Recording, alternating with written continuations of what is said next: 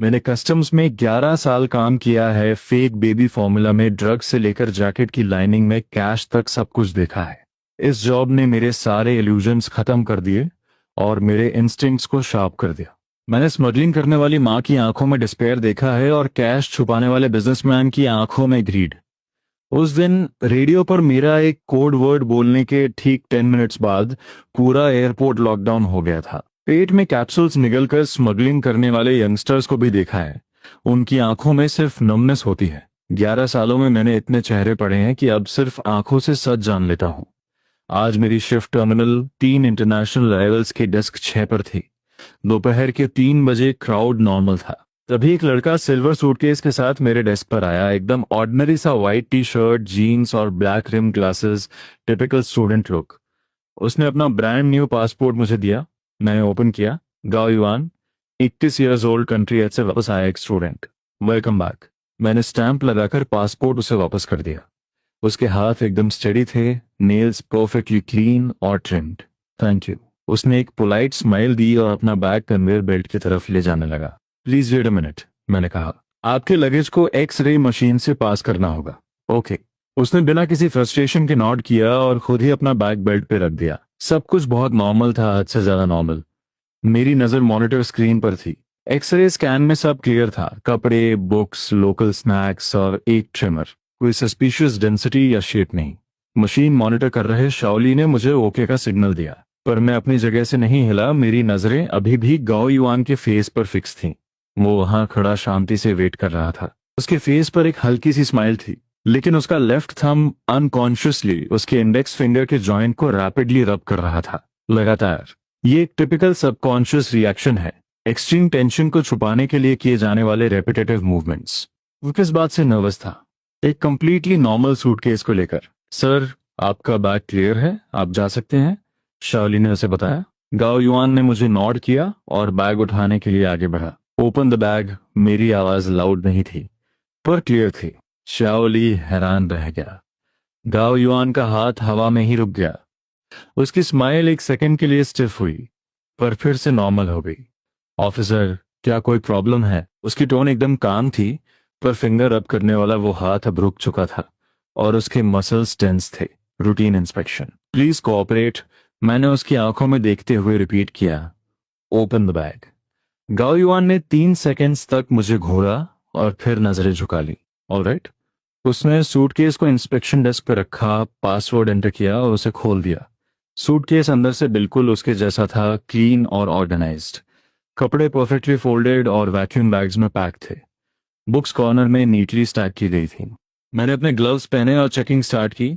एक एक आइटम बाहर निकाला। बुक्स के पेजेस चेक किए, पर कुछ नहीं मिला। आसपास खड़े पैसेंजर्स कंप्लेन करने लगे थे कि मैं सीन क्रिएट कर रहा हूँ। शाओ ली भी थोड़ा ऑकवर्ड फील कर रहा था।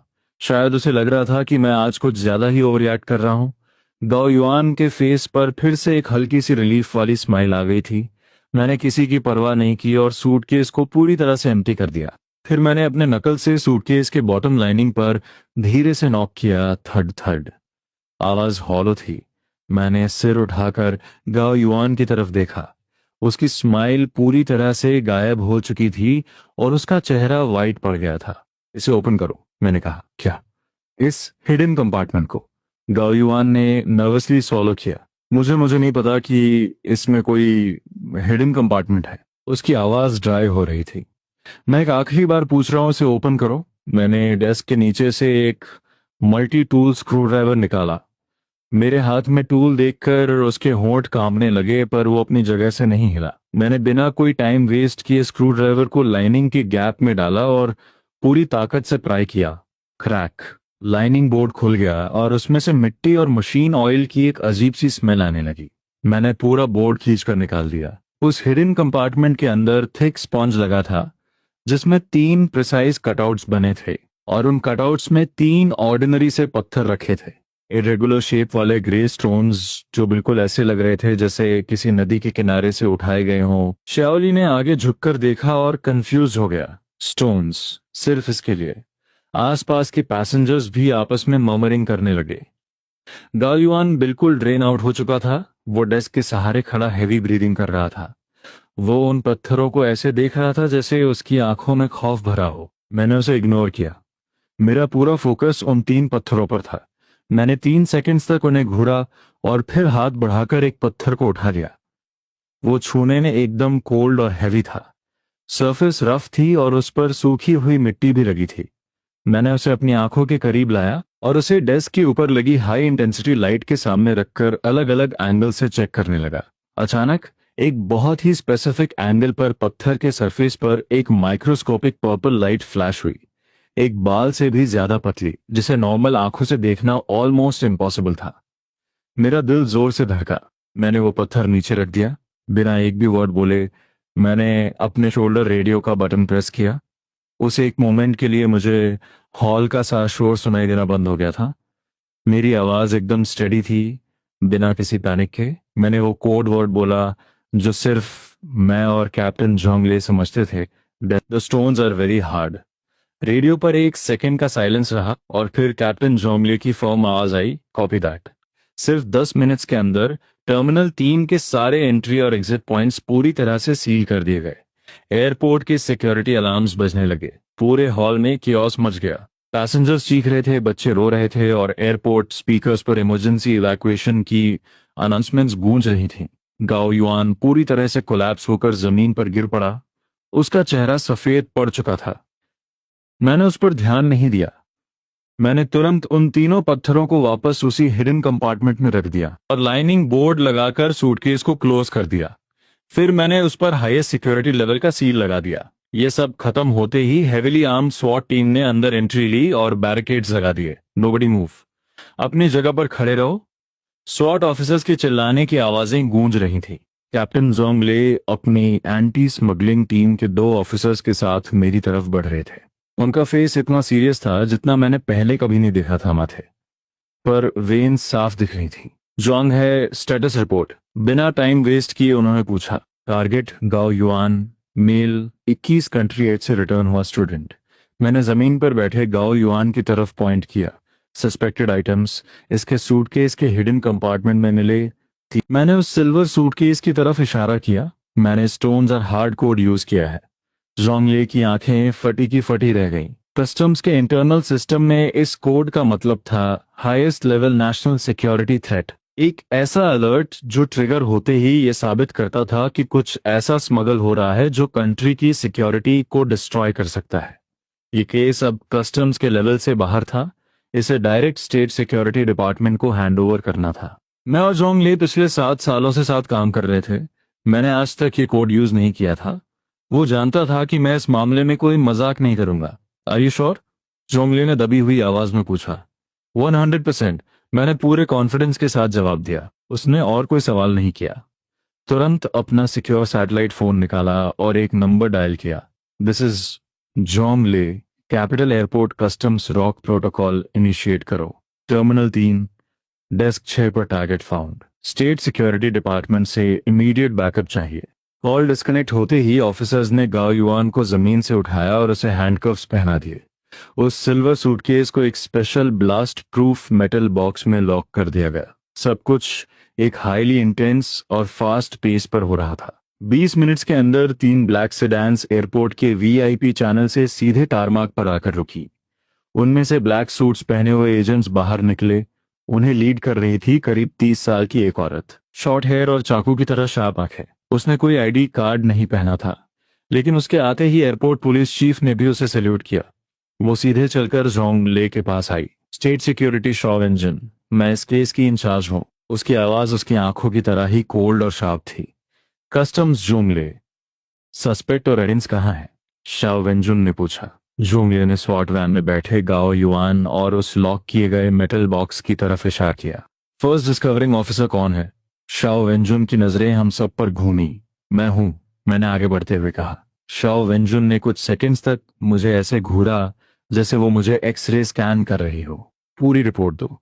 मैंने गाओ युआन के डेस्क पर आने से लेकर स्टोन्स मिलने तक की पूरी डिटेल से दी, जिसमें उसके माइक्रो एक्सप्रेशंस और मेरी चेकिंग प्रोसेस भी शामिल थी।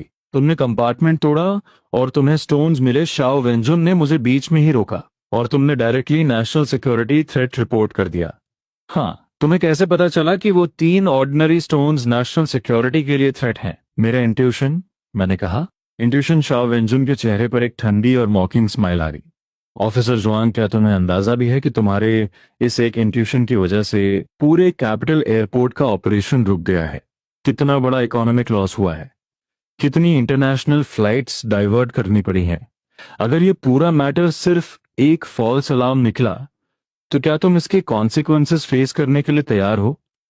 उसके सवाल किसी बुलेट्स की तरह मुझ पर फायर हो रहे थे, पर मैं पीछे नहीं हटा। मैंने उसकी आंखों में देखकर कहा, मुझे पता है तुम अपने करियर और फ्यूचर को अपने इंट्यूशन पर गैम्बल कर रहे हो। मुझे गैम्बल करने की जरूरत नहीं है।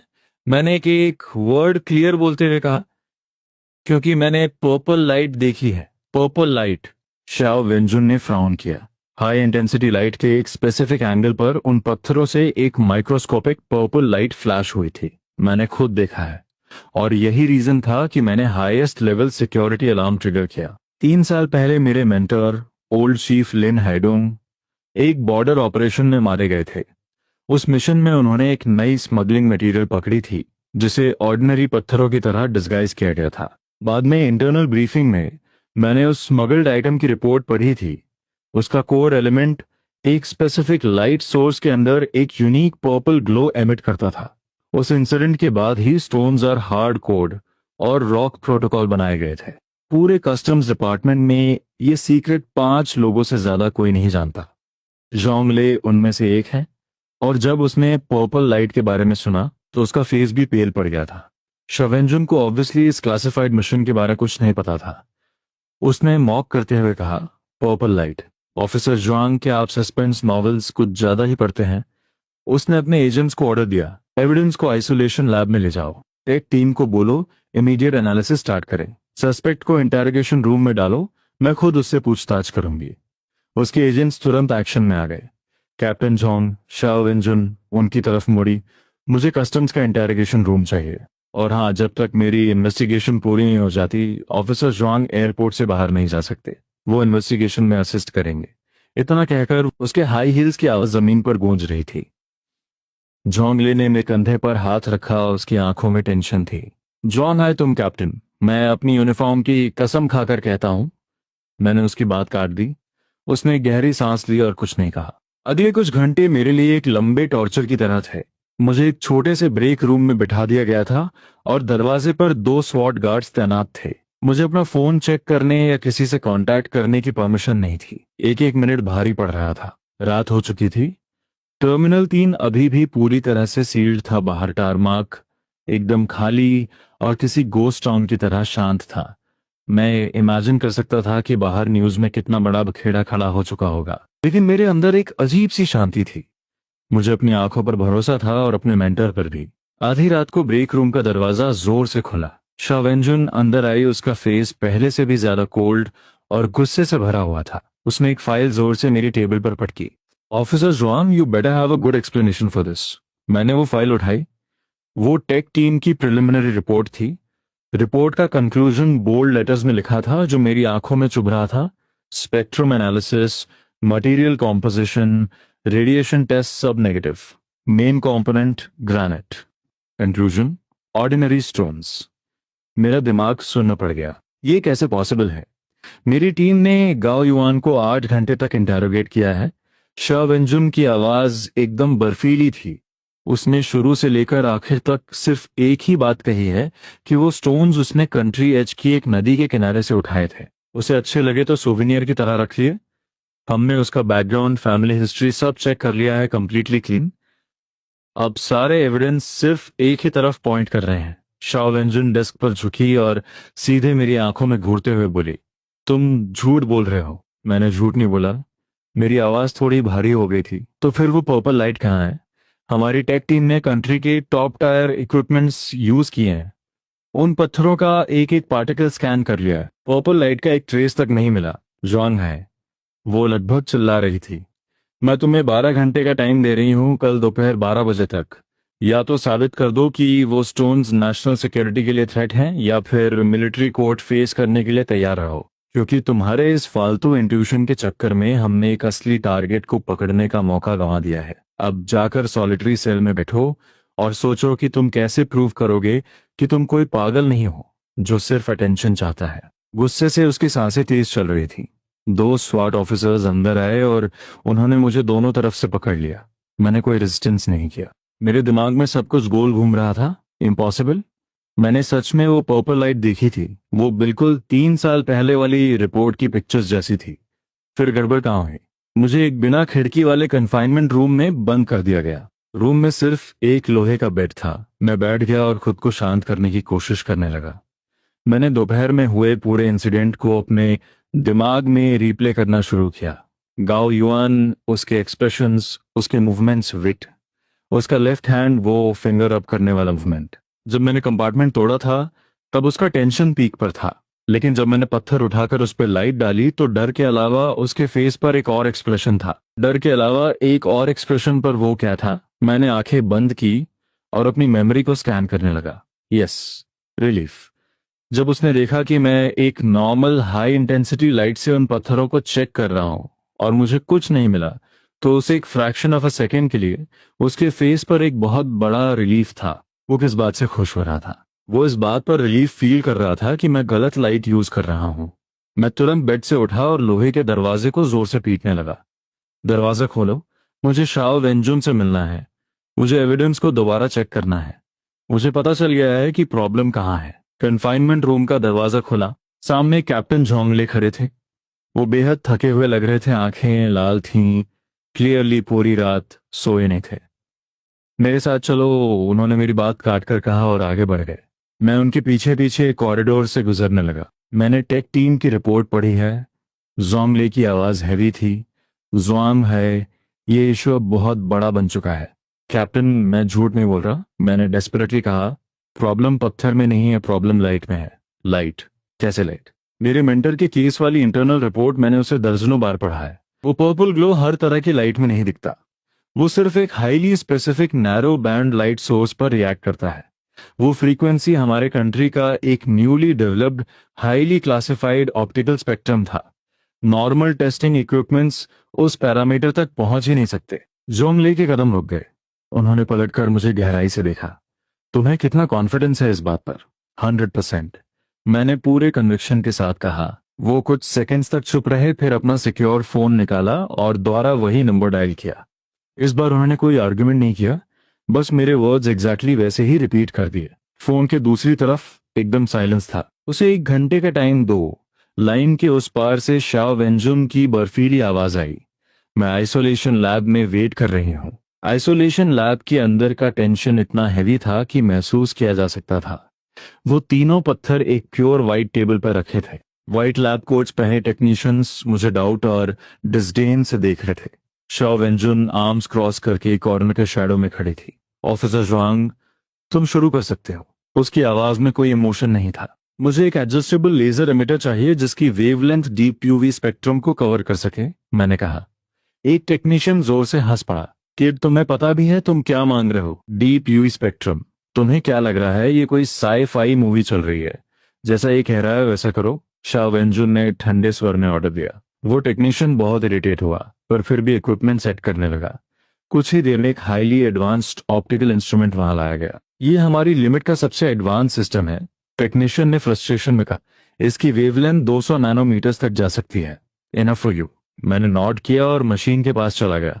मैंने लैब की सारी नॉर्मल लाइट्स ऑफ कर दी और रूम को कंप्लीटली पिच ब्लैक कर दिया। पूरे कमरे में अंधेरा छा गया।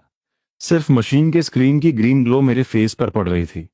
मैंने एक गहरी सांस ली और वेवलेंथ एडजस्ट करना शुरू किया। 760 नैनोमीटर से नीचे, धीरे धीरे नीचे की तरफ एडजस्ट किया।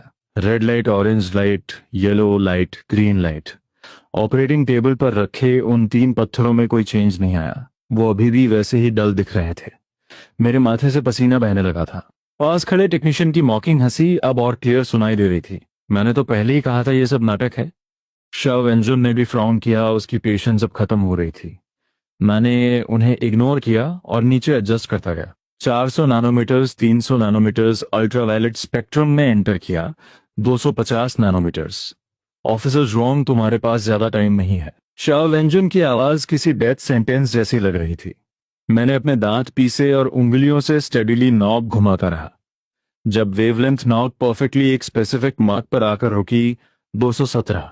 3, हाँ, यह वो नंबर है। 3 साल पहले ओल्ड चीफ की रिपोर्ट में जो एक्सपेरिमेंटल पैरामीटर ब्रीफली मेंशन किया गया था, मेरा हाथ रुक गया।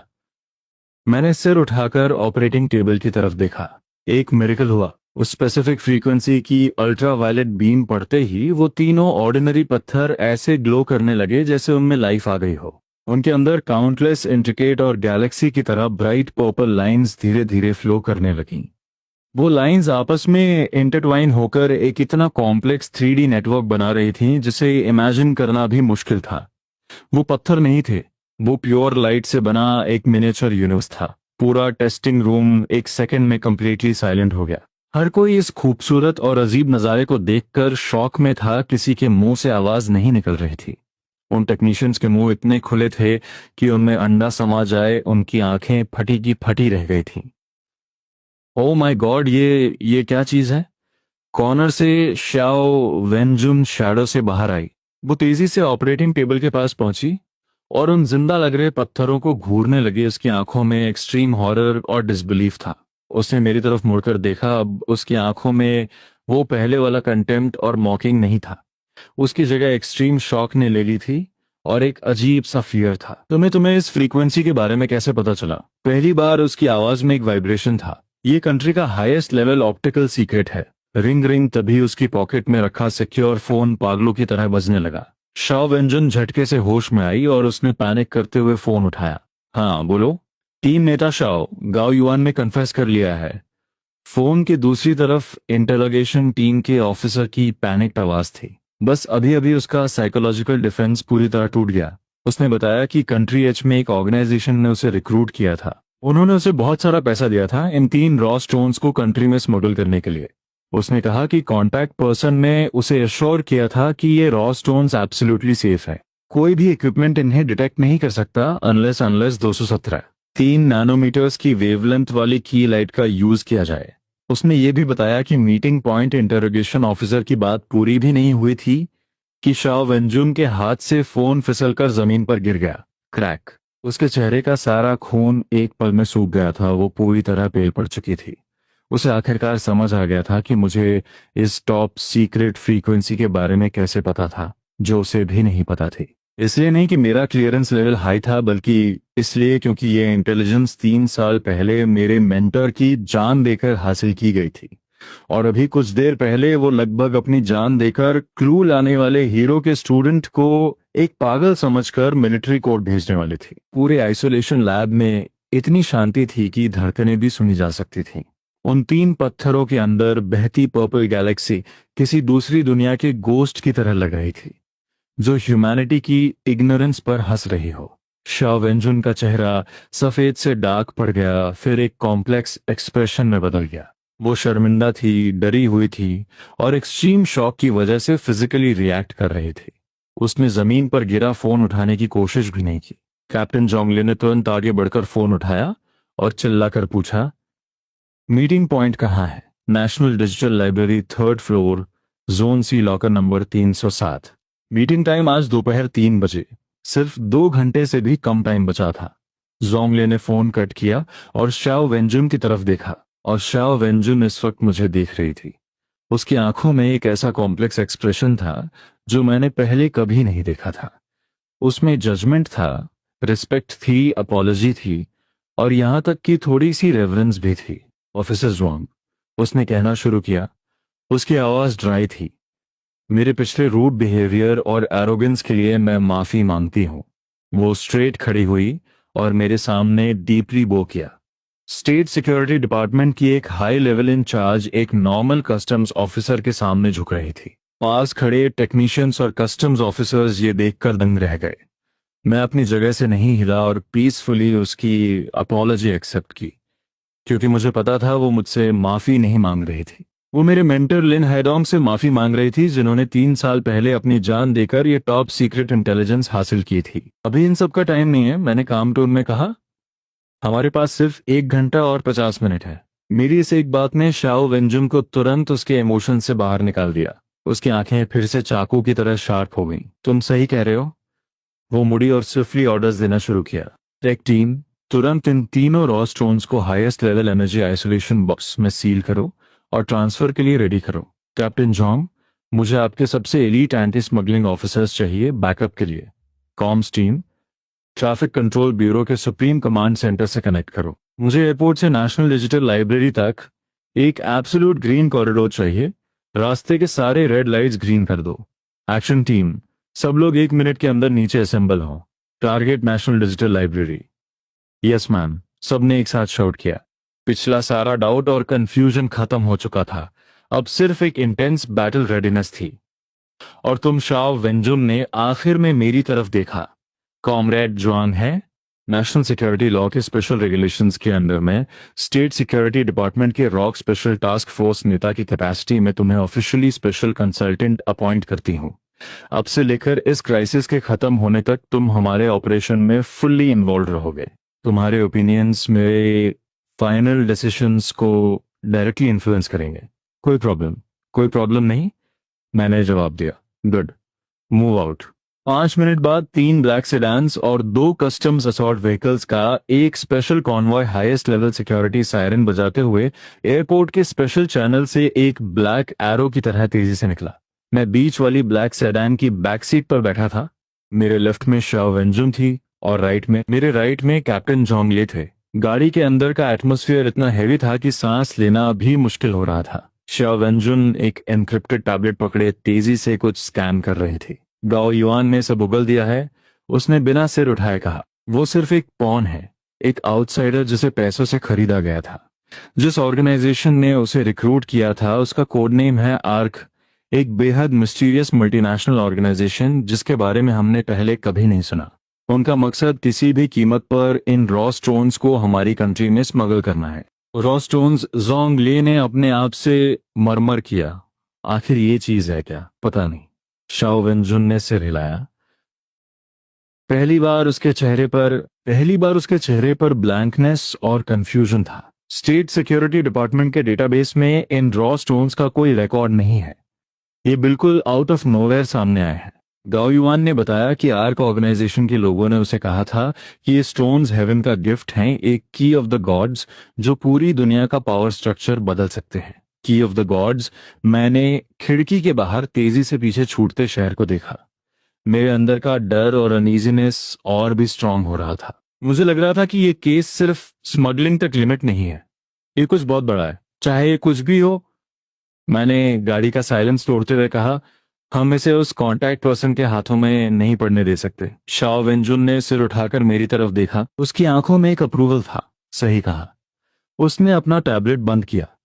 मैंने highest level capture protocol initiate कर दिया है।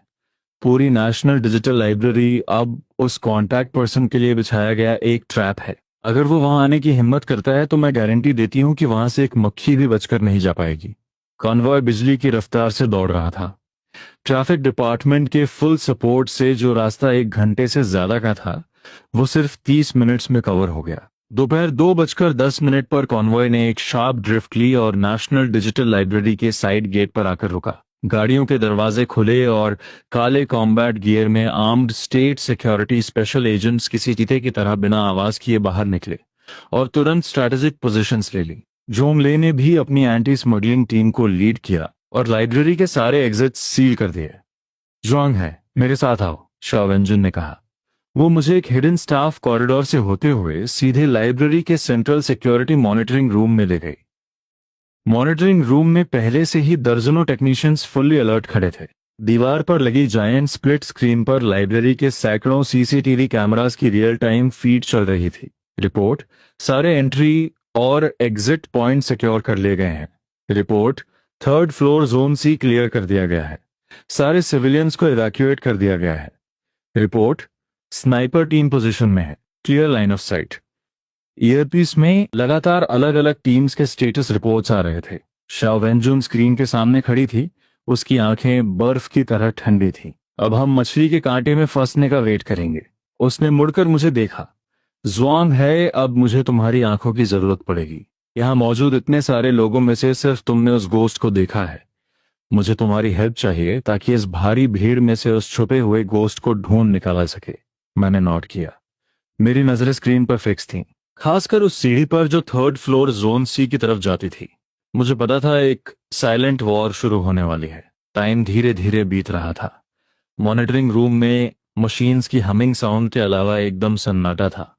सबके नर्व्स किसी खिंची हुई तीर की तरह टेंस थे। दीवार पर लगी डिजिटल क्लॉक के लाल नंबर्स किसी बॉम्ब के काउंटडाउन की तरह सबके दिलों पर स्ट्राइक कर रहे थे। मीटिंग का टाइम हो चुका था, लेकिन मॉनिटर स्क्रीन पर थर्ड फ्लोर जोन सी का एंट्रेंस एकदम खाली था। वहां कोई नहीं था। टारगेट अभी तक दिखाई नहीं दिया है। ऑल यूनिट्स हाई अलर्ट पर रहें, रिलैक्स मत करना। शाह वेंजुन ने माइक पर ऑर्डर दिया। उसके चेहरे पर कोई पैनिक नहीं दिख रहा था, लेकिन रेडियो पकड़े हुए उसके सफेद पड़ रहे नकल्स उसकी इंटरनल टेंशन को साफ बयां कर रहे थे। मैं भी स्क्रीन को ध्यान से घूर रहा था, मेरा दिमाग तेजी से दौड़ रहा था।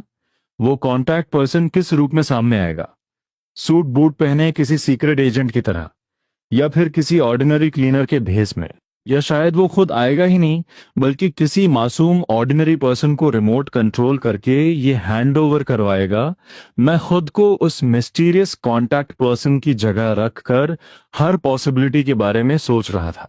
टाइम गुजरता जा रहा था। 3:15 बज चुके थे। अभी तक कोई मूवमेंट नहीं थी। मॉनिटरिंग रूम का माहौल थोड़ा रेस्टलेस होने लगा था। टीम नेता शाह, क्या ऐसा हो सकता है कि टारगेट आई ही ना? एक यंग एनालिस्ट ने धीरे से पूछा। Shut up. शाह वेंजुम ने उसे कोल्ड टोन में चुप करा दिया। गाओ युआन का कैप्चर एयरपोर्ट के अंदर सिक्योरली हुआ था। ये इंफॉर्मेशन बिल्कुल लीक नहीं हुई है। टारगेट को पता ही नहीं है कि कुरियर करा चुका है, वो पक्का आएगा। एक प्रोफेशनल स्पाई ऑर्गेनाइजेशन के लिए पंक्चुअलिटी सबसे बेसिक रूल होता है, अनलेस उसकी बात पूरी नहीं हुई। पर मैं समझ गया वो क्या कहना चाहती थी। अनलेस टारगेट का पंक्चुअलिटी को लेकर कॉन्सेप्ट हमारे कॉन्सेप्ट से बिल्कुल अलग हो। मेरी नजरें मेन स्क्रीन पर लाइब्रेरी के ग्राउंड फ्लोर हॉल पर घूम रही थी। वहां काफी भीड़ भाड़ थी, लोग आ जा रहे थे, बुजुर्ग लोग थे, यंग स्टूडेंट्स थे, और अपने बच्चों के साथ रीडिंग के लिए आए पेरेंट्स भी थे। सब कुछ बहुत नॉर्मल था, बिल्कुल डेली लाइफ जैसा। अगर मैं वो कांटेक्ट पर्सन होता तो मैं क्या करता? मैं कभी भी एग्जैक्ट मीटिंग टाइम पर छुपते छुपाते सीधे थर्ड फ्लोर पर नहीं जाता। वो बहुत ऑब्वियस हो जाता। मैं शेड्यूल टाइम से काफी पहले ही एक नॉर्मल रीडर बनकर लाइब्रेरी में एंटर करता। एक शांत कॉर्नर ढूंढकर बैठता और आराम से बुक पढ़ता। बिल्कुल एक पानी की बूंद की तरह समंदर में मिक्स हो जाता। और फिर एनवायरनमेंट को कंप्लीटली सेफ कंफर्म करने के बाद चुपचाप मीटिंग स्पॉट की तरफ जाता। हो सकता है वो पहले से ही इस बिल्डिंग में मौजूद हो। टीम नेता शाओ, मैंने अचानक कहा, सारे कैमरा फीड्स को 3 बजे से 10 मिनट आगे रिवाइंड करो। 2:50 से 3 बजे के बीच लाइब्रेरी में एंटर करने वाले सारे सिंगल मेल्स को फिल्टर करो। शाओ वेंजुन एक पल के लिए हैरान हुई, पर तुरंत समझ गई। फास्ट, जैसा ये कह रहा है वैसा करो। टेक्नीशियंस ने तुरंत ऑपरेट करना शुरू किया। मेन स्क्रीन पर मौजूद सैकड़ों कैमरा फीड्स तेजी से रिवाइंड होने लगे। टाइम 2:50 पर आकर रुक गया। फुटेज 8 बैच स्पीड पर प्ले होने का। लाइब्रेरी के गेट से एंटर करने वाले लोग स्क्रीन पर फ्लैश होने लगे। स्टॉप। मैंने एक स्पेसिफिक स्प्लिट स्क्रीन की तरफ पॉइंट किया। वो एक अननोटिस्ड कॉर्नर कैमरा था, फेस थोड़ा ब्लरी दिख रहा था। स्क्रीन पर एक आदमी एंट्रेंस के सिक्योरिटी गेट से अंदर आ रहा था। मीडियम हाइट एज, करीब 4.05 साल के बीच। उसने ग्रे जैकेट और गोल्ड रिम्ड ग्लासेस पहने हुए थे। उसके हाथ में फर्स्ट बुक का जर्मन एडिशन था। वो बिल्कुल रिसर्च के लिए आए किसी यूनिवर्सिटी प्रोफेसर या स्कॉलर की तरह लग रहा था। इसके फेस फीचर्स को जूम करो, शाओ वेंजुन ने तुरंत ऑर्डर दिया। फुटेज जूम इन हुआ। टेक्निकल एनहांसमेंट के बाद उस आदमी का फेस क्लियर हो गया। एक एक्सट्रीमली ऑर्डिनरी फेस, बिना किसी स्पेशल फीचर के। अगर वो भीड़ में खो जाए तो उसे ढूंढना इम्पॉसिबल था। सर्च करो, तुरंत फेशियल रिकॉग्निशन रन करो। मुझे इसकी सारी डिटेल्स चाहिए। Yes ma'am. State security database high speed पर स्कैन करने लगा। कुछ ही सेकंड्स में रिजल्ट्स आ गए। टीम नेता मैच फाउंड। केम वन बो, 52 ईयर्स ओल्ड, कैपिटल यूनिवर्सिटी में जर्मन डिपार्टमेंट का प्रोफेसर और पीएचडी सुपरवाइजर। फैमिली बैकग्राउंड और सोशल कनेक्शंस कंप्लीटली क्लीन है, कोई रेड फ्लैग्स नहीं। इसके नाम पर नेशनल डिजिटल लाइब्रेरी का long term library card issue है। ये हर हफ्ते 2-3 बार यहाँ आता है। इसका रूटीन बहुत सेट है। एक एब्सोल्युटली परफेक्ट कवर आइडेंटिटी जिसमें कोई शक की गुंजाइश नहीं थी। वो भी कहाँ है? शाओ वेंजुन ने पूछा। ट्रेस हो गया। उसकी लास्ट लोकेशन सेकंड फ्लोर का सोशल साइंसेज रीडिंग एरिया थी, बुक शेल्फ के पास। उसकी करंट लाइव फीड को मेन स्क्रीन पर स्विच करो। लाइव फीड मेन स्क्रीन पर आ गई। उसमें प्रोफेसर क्यान वेनबो साफ साफ दिख रहा था। चानर था, वो खिड़की के पास एक टेबल पर बैठा शांति से किताब पढ़ रहा था। खिड़की से आती सनलाइट उस पर गिर रही थी। सब कुछ बहुत ही पीसफुल और काम लग रहा था। उसके सामने टेबल पर एक गर्म चाय का कप भी रखा था। पूरा सीन एक परफेक्ट पेंटिंग जैसा था। बहुत ज्यादा परफेक्ट है, इतना परफेक्ट कि फेक लग रहा है। इसमें कुछ गड़बड़ है, मैंने पूरे कॉन्फिडेंस के साथ कहा। रीजन? शाह व्यंजन ने मेरी तरफ देखा। उसके हाथों को देखो। मैं स्क्रीन की तरफ पॉइंट किया। सालों से किताबें पढ़ने वाले एक स्कॉलर की फिंगर्स कैसी होनी चाहिए? लगातार पन्ने पलटने की वजह से इंडेक्स फिंगर और थंब की टिप्स पर फ्रिक्शन की वजह से पतले और स्मूथ कैलसेस बन जाते हैं। लेकिन इसके हाथ देखो। स्क्रीन पर प्रोफेसर क्यान वेनबो ने चाय का कप उठाया। उसकी फिंगर्स लंबी और क्लीन हैं, फिंगर टिप्स एकदम स्मूथ हैं, स्किन डेलिकेट है। कैलसेस का नाम और निशान नहीं है। ये किसी स्कॉलर के हाथ नहीं है। ये उस इंसान के हाथ हैं जो शायद ही कभी पेपर बुक्स छूता हो, यहां तक कि शायद पेन भी बहुत कम पकड़ता हो। और उसके सामने रखी वो किताब। फर्स्ट फर्स्ट जब से वो वहां बैठा है करीब 20 मिनट्स बीत चुके हैं। उसने उस किताब का एक सिंगल पेज भी फ्लिप नहीं किया है। शाह वेंजुन के प्यूपिल्स एकदम से सिकुड़ गए। Sniper team attention. उसने रेडियो उठाया। उसकी आवाज बर्फ की तरह ठंडी थी। Second floor social sciences reading area. उसी वक्त मॉनिटरिंग स्क्रीन पर प्रोफेसर क्यान वेनबो को शायद कुछ फील हुआ। उसने किताब बंद की और खड़ा हो गया। उसने अपना चश्मा एडजस्ट किया, घड़ी देखी और बिना किसी जल्दबाजी के स्टेयर्स की तरफ बढ़ने लगा। वो थर्ड फ्लोर की तरफ जा रहा था। पूरे मॉनिटरिंग रूम में सबने अपनी सांसें रोक ली। फिश आखिरकार हुक की तरफ बढ़ रही थी। क्यान वेनबो के कदम स्टेडी थे, उसका पोस्चर कंप्लीटली रिलैक्स था, जैसे वो कोई ऑर्डिनरी रीडर हो जो पढ़ते पढ़ते थक गया हो और एनवायरनमेंट चेंज करने के लिए ऊपर जा रहा हो। वो धीरे धीरे सीढ़ियों पर चढ़ने लगा। सेकंड फ्लोर से थर्ड फ्लोर के बीच स्टेयर्स के टर्निंग पॉइंट पर उसका शैडो गायब हुआ और अगले ही सेकंड थर्ड फ्लोर के स्टेयर केस कैमरा में वो दिखाई देने लगा। वो थर्ड फ्लोर पर आ गया था। ये जोन सी था, रीडिंग एरिया और लॉकर सेक्शन के बीच का पार्ट। इवैक्यूएशन प्लान के हिसाब से इस वक्त ये एरिया पूरी तरह खाली होना चाहिए था। क्यान वेनबो अपनी जगह पर खड़ा रहा और चारों तरफ देखने लगा। उसकी नजरें उस खाली कॉरिडोर में स्कैन कर रही थी। उसके चेहरे पर अभी भी वही जेंटल स्कॉलर वाला एक्सप्रेशन था, लेकिन उसकी आंखें किसी ईगल की तरह शार्प थीं। वो एनवायरनमेंट चेक कर रहा था, ये कंफर्म करने के लिए कि कहीं ये कोई ट्रैप तो नहीं है। मॉनिटरिंग रूम में मौत जैसा सन्नाटा था। सबने अपनी मुट्ठियां कस ली थीं। डर था कि कहीं कोई छोटी सी आवाज भी स्क्रीन पर दिख रहे उस आदमी को अलर्ट न कर दे। टाइम जैसे खिंच गया था। हर सेकंड एक सदी जितना लंबा लग रहा था। आखिरकार क्यान वेनबो ने शायद अपना चेकिंग प्रोसेस पूरा कर लिया। उसने चलना शुरू किया और सीधे जोन सी के लॉकर्स की तरफ बढ़ने लगा। उसका टारगेट एकदम क्लियर था, लॉकर नंबर 307।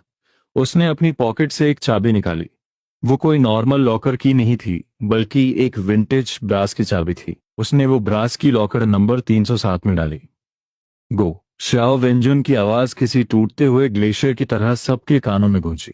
उसके ऑर्डर देते ही उस खाली कॉरिडोर के दोनों तरफ, बुकशेल्फ्स के पीछे और सीलिंग के एयर वेंट से अचानक 10 से ज्यादा काले शैडोज बाहर निकले। वो स्टेट सिक्योरिटी डिपार्टमेंट के टॉप टियर स्पेशल एजेंट्स थे। वो शैडोज से निकलने वाले गोस्ट की तरह लग रहे थे, कंप्लीटली साइलेंट पर लाइटनिंग स्पीड से तेज। एक स्पेशली डिजाइन्ड इलेक्ट्रोमैग्नेटिक नेट ऊपर से गिरी और क्यान वेनबो को पूरी तरह कवर कर लिया। चारों तरफ से कई गन्स सीधा उसके सिर पर पॉइंट कर रही थी। ऑपरेशन स्टार्ट होने से लेकर टारगेट के फुल्ली कंट्रोल होने तक पूरा प्रोसेस सिर्फ 5 सेकंड में खत्म हो गया। क्यान वेनबो उस चाबी को घुमाने तक का मूवमेंट नहीं कर पाया था। उसके फेस पर जो एक्सप्रेशन था वो फ्रीज हो गया। वो जेंटल स्कॉलर वाला मास्क इस मोमेंट पर पूरी तरह टूट चुका था। उसकी जगह एक्सट्रीम शॉक और एक बहुत ही क्रीपी स्माइल निकल रही थी।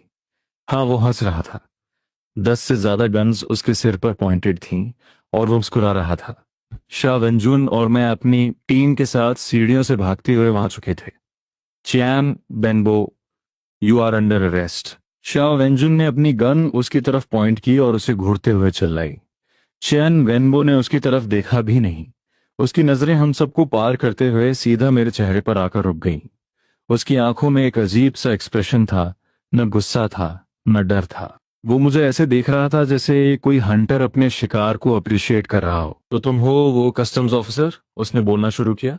उसकी आवाज़ अब उस जनरल प्रोफेसर जैसी नहीं थी, बल्कि रफ, डीप और किसी मेटल के घिसने जैसी लग रही थी। जिसने रॉ स्टोन्स के सीक्रेट को पहचान लिया। मैंने कोई जवाब नहीं दिया, बस उसे कोल्ड आंखों से घूरता रहा। इम्प्रेसिव। उसने प्रैक्टिकली मुझे कॉम्प्लीमेंट देते हुए सर हिलाया। मैंने नहीं सोचा था कि इस कंट्री में गेट कीपर्स के उन बूढ़े लोगों को छोड़कर किसी के पास इतनी तेज आंखें हो सकती हैं। लगता है आर्क ऑर्गेनाइजेशन को अपना इंटेलिजेंस सिस्टम अपडेट करना पड़ेगा।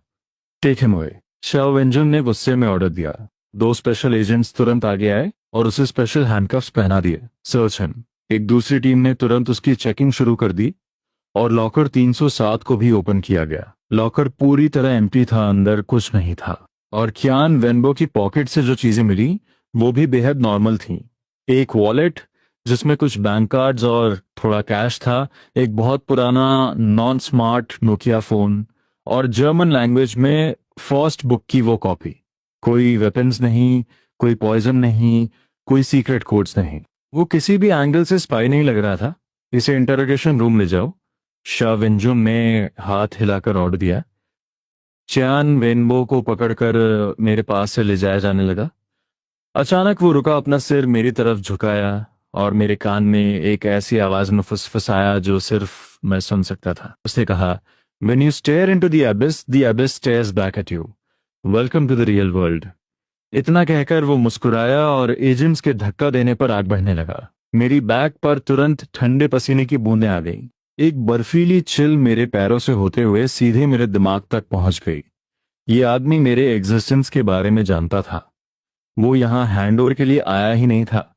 लाइब्रेरी में एंटर होने के मोमेंट से ही उसका मेन टारगेट शायद मैं था। ये एक ट्रैप था, एक डेथ ट्रैप जो स्पेशली मेरे लिए सेट किया गया था। Watch out. मुझे तुरंत रियलिटी हिट की और मैंने चिल्लाकर एजेंट्स को वार्न किया, पर बहुत देर हो चुकी थी। जैसे ही कियान वेनबो एलिवेटर के अंदर पुश किया जा रहा था, उसने अपनी गर्दन एक ऐसे एंगल पर मोड़ी जो किसी इंसान के लिए प्रैक्टिकली इम्पॉसिबल था। क्रैक। एक शार्प हड्डी टूटने की आवाज आई। उसने खुद अपनी ही नेक बोन तोड़ ली थी। उसकी बॉडी लूज होकर नीचे गिर गई और उसके चेहरे पर अभी भी वो क्रीपी विनर वाली स्माइल थी। सब कुछ एक सेकंड के फ्रैक्शन में हो गया। हर कोई इस अनएक्सपेक्टेड ट्विस्ट को देखकर कंप्लीटली फ्रोजन और शॉक्ड था। वो मर गया। हमारी इकलौती लीड हम सबके सामने सुसाइड कर चुकी थी, और वो भी इतने ब्रूटल और अनबिलीवेबल तरीके से। पूरे सीन में मौत जैसा सन्नाटा छा गया। नो। शाओ वेंजुन ने चियान वेनबो की डेड बॉडी की तरफ देखा। उसका चेहरा पेल पड़ चुका था। क्विक, उस बुक को चेक करो। मुझे अचानक कुछ याद आया और मैं एविडेंस बैग से फॉस्ट की वो कॉपी निकालने के लिए दौड़ा। मैं पागलों की तरह बुक के पेजेस पलटने लगा। पेजेस के बीच कोई हिडन लेयर नहीं थी, कोई सीक्रेट मार्क्स नहीं थे। वो सिर्फ एक ऑर्डिनरी प्रिंटेड बुक लग रही थी। लेकिन जब मैं आखिरी पेज पर पहुंचा तो मेरी आंखें फटी की फटी रह गईं। कॉपीराइट पेज के सबसे नीचे पब्लिश डेट के ठीक नीचे पेंसिल से कुछ नंबर्स लिखे थे, बहुत ही लाइट हैंडराइटिंग में, जिन्हें शायद इरेज करने की कोशिश की गई थी। वो कोई पेज नंबर्स या सीरियल कोड्स नहीं थे। वो कोऑर्डिनेट्स थे, लैटिट्यूड और longitude. Latitude XX degrees, longitude YY degrees. मैंने वो फर्स्ट बुक उठाई और शाओ वेंजुन को दिखाई। उसकी नजरें उन नंबर्स पर पड़ी और उसकी आंखें सिकुड़ गईं। लोकेशन ट्रैक करो। वो तुरंत मुड़ी और मॉनिटरिंग रूम में टेक्नीशियंस पर चिल्लाई, मुझे इन कोऑर्डिनेट्स की एग्जैक्ट लोकेशन अभी चाहिए। टेक टीम पागलों की तरह सिस्टम्स ऑपरेट करने लगी। दीवार की मेन स्क्रीन तुरंत एक जायंट सैटेलाइट मैप में बदल गई। मैप पर एक रेड डॉट फ्लैश होने लगा। शाओ वेंजुन स्क्रीन के पास गई और उस रेड डॉट को घूरने लगी। ये कहाँ है? उसकी आवाज में एक वाइब्रेशन था जिसे वो छुपा नहीं पा रही थी। टेक्नीशियन ने तेजी से मैप जूम इन किया। वो रेड डॉट कैपिटल सिटी के आउटस्कर्ट्स में एक कंटिन्यूअस माउंटेन रेंज के बीच लोकेट कर रहा था। रिपोर्ट, टीम, नेता। Coordinates, Kunlun mountain biological science research centre point कर रहे हैं। टेक्नीशियन की आवाज भी बहुत टेंस हो गई थी। Kunlun mountain biological science research centre, Zhongle ने अपने आप से मरमर किया। उसका चेहरा एक पल में पेल पड़ गया। शाओ वेंजुन की बॉडी को मानो एक शॉक लगा। वो टेबल का सपोर्ट लेकर किसी तरह खड़ी रही। Kunlun mountain biological science research centre. उसकी आंखें मैप पर ब्लिंक कर रहे उस रेड डॉट पर फिक्स थीं, जैसे वो मैप को फाड़ कर उसके आर पार देखना चाहती हो। क्या वो सीक्रेट रिसर्च बेस 10 साल पहले ही अबैंडन नहीं कर दिया गया था? उसकी आवाज ऐसे लग रही थी जैसे किसी बर्फ के गुफा से आ रही हो। ये कोऑर्डिनेट्स हमें वहां क्यों लीड कर रहे हैं? पूरे मॉनिटरिंग रूम में फिर से सन्नाटा छा गया। इस सडन डिस्कवरी ने सबको कंप्लीटली स्पीचलेस कर दिया था। Kunlun mountain biological science research centre, state security department के इनसाइडर्स के लिए इस नाम का क्या मतलब था? इसका मतलब था टबू, एक बरीड सीक्रेट, कंट्री का हाईएस्ट लेवल एक्सपेरिमेंट जिसके बारे में कोई नहीं जानता था। 10 साल पहले एक सडन एक्सीडेंट के बाद उस बेस को इमरजेंसी लॉकडाउन कर दिया गया था। पब्लिकली उसे कंप्लीटली अबैंडन डिक्लेयर कर दिया गया था और उससे रिलेटेड सारे डॉक्यूमेंट्स परमानेंटली सील करके स्टेट सीक्रेट लेवल पर क्लासिफाई कर दिए गए थे। यहां तक कि उसका नाम लेना भी स्ट्रिक्टली प्रोहिबिटेड था। और अब मरने से पहले चियान वेन्बो जो क्लू छोड़ गया था वो सीधा वहीं पॉइंट कर रहा था, कुनलुन माउंटेन। मैंने मेन स्क्रीन पर उस रेड डॉट को देखा जो पहाड़ों के बीच ब्लिंक कर रहा था। मेरा इंट्यूशन मुझे बता रहा था कि सिचुएशन हमारी इमेजिनेशन से कहीं ज्यादा कॉम्प्लेक्स है। जोंग है शॉ वेंजुन अचानक मेरी तरफ मुड़ी। उसकी आंखें फिर से शार्प हो चुकी थीं, लेकिन इस बार उनमें कोई डाउट नहीं था, बल्कि रिलायंस था। क्या तुम्हें याद है 3 साल पहले तुम्हारे मेंटर लिन हेडोंग जिस मिशन में मारे गए थे, उस रिपोर्ट में उन स्मगल्ड गुड्स का सोर्स कहाँ का बताया गया था? तेज हो गई। रिपोर्ट में मेंशन था कि वो कंसाइनमेंट बॉर्डर के बाहर एक सीक्रेट चैनल से इंटरसेप्ट किया गया था, मैंने कहा। लेकिन इंटरनल ब्रीफिंग में मास्टर लिन ने एक बार कहा था कि जो क्लूज उन्होंने ट्रेस किए थे उनके अकॉर्डिंग उस कंसाइनमेंट का फाइनल डेस्टिनेशन कुनलुन माउंटेन्स के आसपास ही कहीं पॉइंट कर रहा था। मेरे इतना कहते ही शाओ वेंजुन का चेहरा कंप्लीटली चेंज हो गया। उसने अपना सिक्योरिटी उठाया। Headquarters, emergency report. Rock special task force नेता Shao Wenjun speaking, requesting immediate activation of highest level emergency response protocol, target Kunlun mountain biological science research centre. Qian Wenbo ने सिर्फ एक geographical coordinate नहीं छोड़ा था, उसने पंडोरास box खोल दिया था। क्विक, एयरफोर्स कमांड सेंटर से तुरंत कांटेक्ट करो। मुझे एक हेलीकॉप्टर चाहिए राइट नाउ, और नियरेस्ट स्पेशल ऑपरेशंस यूनिट को मोबिलाइज करो। Kunlun mountain biological science research centre के आसपास का पूरा एरिया सील कर दो। कोई अंदर नहीं जाएगा, कोई बाहर नहीं आएगा। उस सेंटर से रिलेटेड सारे टॉप सीक्रेट फाइल्स तुरंत अनसील करो और मेरे सिक्योर टर्मिनल पर ट्रांसफर करो। Yes ma'am. कॉम्स चैनल पर रैपिड रिस्पॉन्सेज आने लगे। पूरा स्टेट सिक्योरिटी डिपार्टमेंट इस वक्त पूरी तरह से एक्शन में था। शाओ वेंजुन ने रेडियो रखा और मुझे अपनी ठंडी आंखों से देखा। ज़ुआंग है, हम शायद एक ऐसे वर्लपूल में फंस चुके हैं जो हमारी इमेजिनेशन से बहुत बाहर है। चियान वेन्बो की मौत एंड नहीं है, ये सिर्फ बिगिनिंग है। उसकी नजरें फिर से मेन स्क्रीन पर चमकते इस रेड डॉट पर चली गई। ऐसा लग रहा था मानो वहां कोई इनविजिबल पावर जाग रही हो। 10 मिनट बाद एक military helicopter national digital library के हेलीपैड पर उतरा। हेलीकॉप्टर के ब्लेड्स की डेफनिंग साउंड गूंज रही थी। मैं, शाओ वेंजुन और जोंगले हेलीकॉप्टर में बोर्ड हुए। कैबिन डोर्स क्लोज हुए और हेलीकॉप्टर आसमान में उड़ चला। रात के अंधेरे में वो किसी मैसिव स्टील ईगल की तरह कैपिटल के आउटस्कर्ट्स से कुनलुन माउंटेन्स की डायरेक्शन में तेजी से फ्लाई कर रहा था। रात की ठंडी हवाएं चल रही थी। मैं कैबिन में बैठकर नीचे छूटती सिटी लाइट्स को देख रहा था, पर मेरा दिल डूबता जा रहा था। चियान वेन्बो के आखिरी वर्ड्स में दिमाग में रिपीट हो रहे थे। When you stare into the abyss stares back at you. Welcome to the real world. ये रियल वर्ल्ड क्या था? Kunlun mountain biological science research centre, raw stones, मेरे मेंटर की मौत, इन सब के बीच कनेक्शन क्या था? मैंने गहरी सांस ली और अपनी मुट्ठियां कस ली। चाहे आगे कुछ भी हो, मैं इस पूरे राज को खोद कर निकालूंगा। करीब 40 मिनट्स रात के अंधेरे में उड़ने के बाद हम Kunlun mountain biological science research centre के ऊपर पहुंच गए। ऊपर से देखने पर वो पहाड़ों के बीच एक मैसिव कॉम्प्लेक्स लग रहा था। मेन बिल्डिंग एक ह्यूज ग्रे कंक्रीट स्ट्रक्चर थी जो किसी फोर्ट्रेस जैसी लगी थी। उसके चारों तरफ ऊंची दीवारें थीं जिन पर बार्ब्ड वायर्स और सिक्योरिटी कैमरास लगे थे। पूरा बेस घने जंगलों और स्टीप माउंटेन्स से ढका हुआ था। अगर किसी को स्पेसिफिकली इसके एग्जिस्टेंस का पता ना हो तो वो कभी गेस नहीं कर सकता कि यहाँ क्या छुपा है। हेलीकॉप्टर बेस के बाहर एक फ्लैट सरफेस पर लैंड हुआ। दरवाजा खुलते ही पहाड़ों की ठंडी और डैम्प हवा हमारे चेहरों से टकराई। स्पेशल ऑपरेशंस टीम पहले ही ग्राउंड को कंट्रोल कर चुकी थी। Hundreds of heavily armed commandos ghosts की तरह बेस के चारों तरफ पोजीशन ले चुके थे। टीम नेता कैंग लैंग कोड नेम वाला करीब 40 साल का एक रफ ऑफिसर शाओ वेंजुन की तरफ भागता हुआ आया और सैल्यूट किया। रिपोर्ट, नेता शाओ, वुल्फैंग स्पेशल फोर्सेस टीम ने डिप्लॉयमेंट कंप्लीट कर लिया है। 1 किलोमीटर रेडियस में सारे सस्पिशियस टारगेट्स क्लियर कर दिए गए हैं। बेस के अंदर अभी तक कोई एबनॉर्मल एक्टिविटी नोटिस नहीं हुई है। शाओ वेंजुन ने नोट किया। Good, let's move. Cang Lang हमें बेस के मेन गेट की तरफ लीड करने लगा। मैसिव अलॉय गेट्स कसकर बंद थे। उन पर लगी जंग देखकर लग रहा था कि वो सच में 10 सालों से नहीं खुले हैं। शाओ वेंजुन ने अपना सिक्योर टर्मिनल निकाला। कुछ सेकंड्स बाद एक हैवी मैकेनिकल साउंड के साथ अलॉय गेट्स धीरे धीरे खुल गए। एक ठंडी, डैम्प और डीके की स्मेल अंदर से बाहर आई। अंदर एक पिच ब्लैक कॉरिडोर था जिसके एंड में कुछ नहीं दिख रहा था, जैसे वो कोई एंडलेस अबिस हो। कैंग लैंग ने 2 सोल्जर्स को आगे चेक करने भेजा। उन्होंने अपनी मशीन गन्स पकड़ी और टैक्टिकल फ्लैशलाइट्स ऑन की।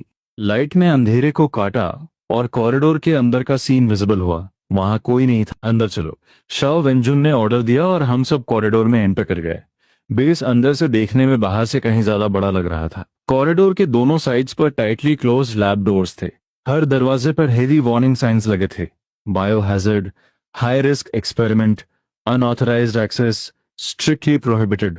10 साल के अबैंडनमेंट ने इस जगह को डी की स्मेल से भर दिया था। दीवारों और पाइप्स पर थिक डस्ट जम थी। फर्श पर काई उगाई थी। रिपोर्ट, एक सोल्जर अचानक रुका और लेफ्ट साइड के एक दरवाजे की तरफ पॉइंट किया। इस दरवाजे को प्राय ओपन करने के मार्क्स हैं। शाओ वेंजुन तेजी से वहां पहुंची। वो दरवाजा बाकी दरवाजों के कंपैरिजन में थोड़ा नया लग रहा था। लॉक के पास क्लियर डैमेज मार्क्स थे।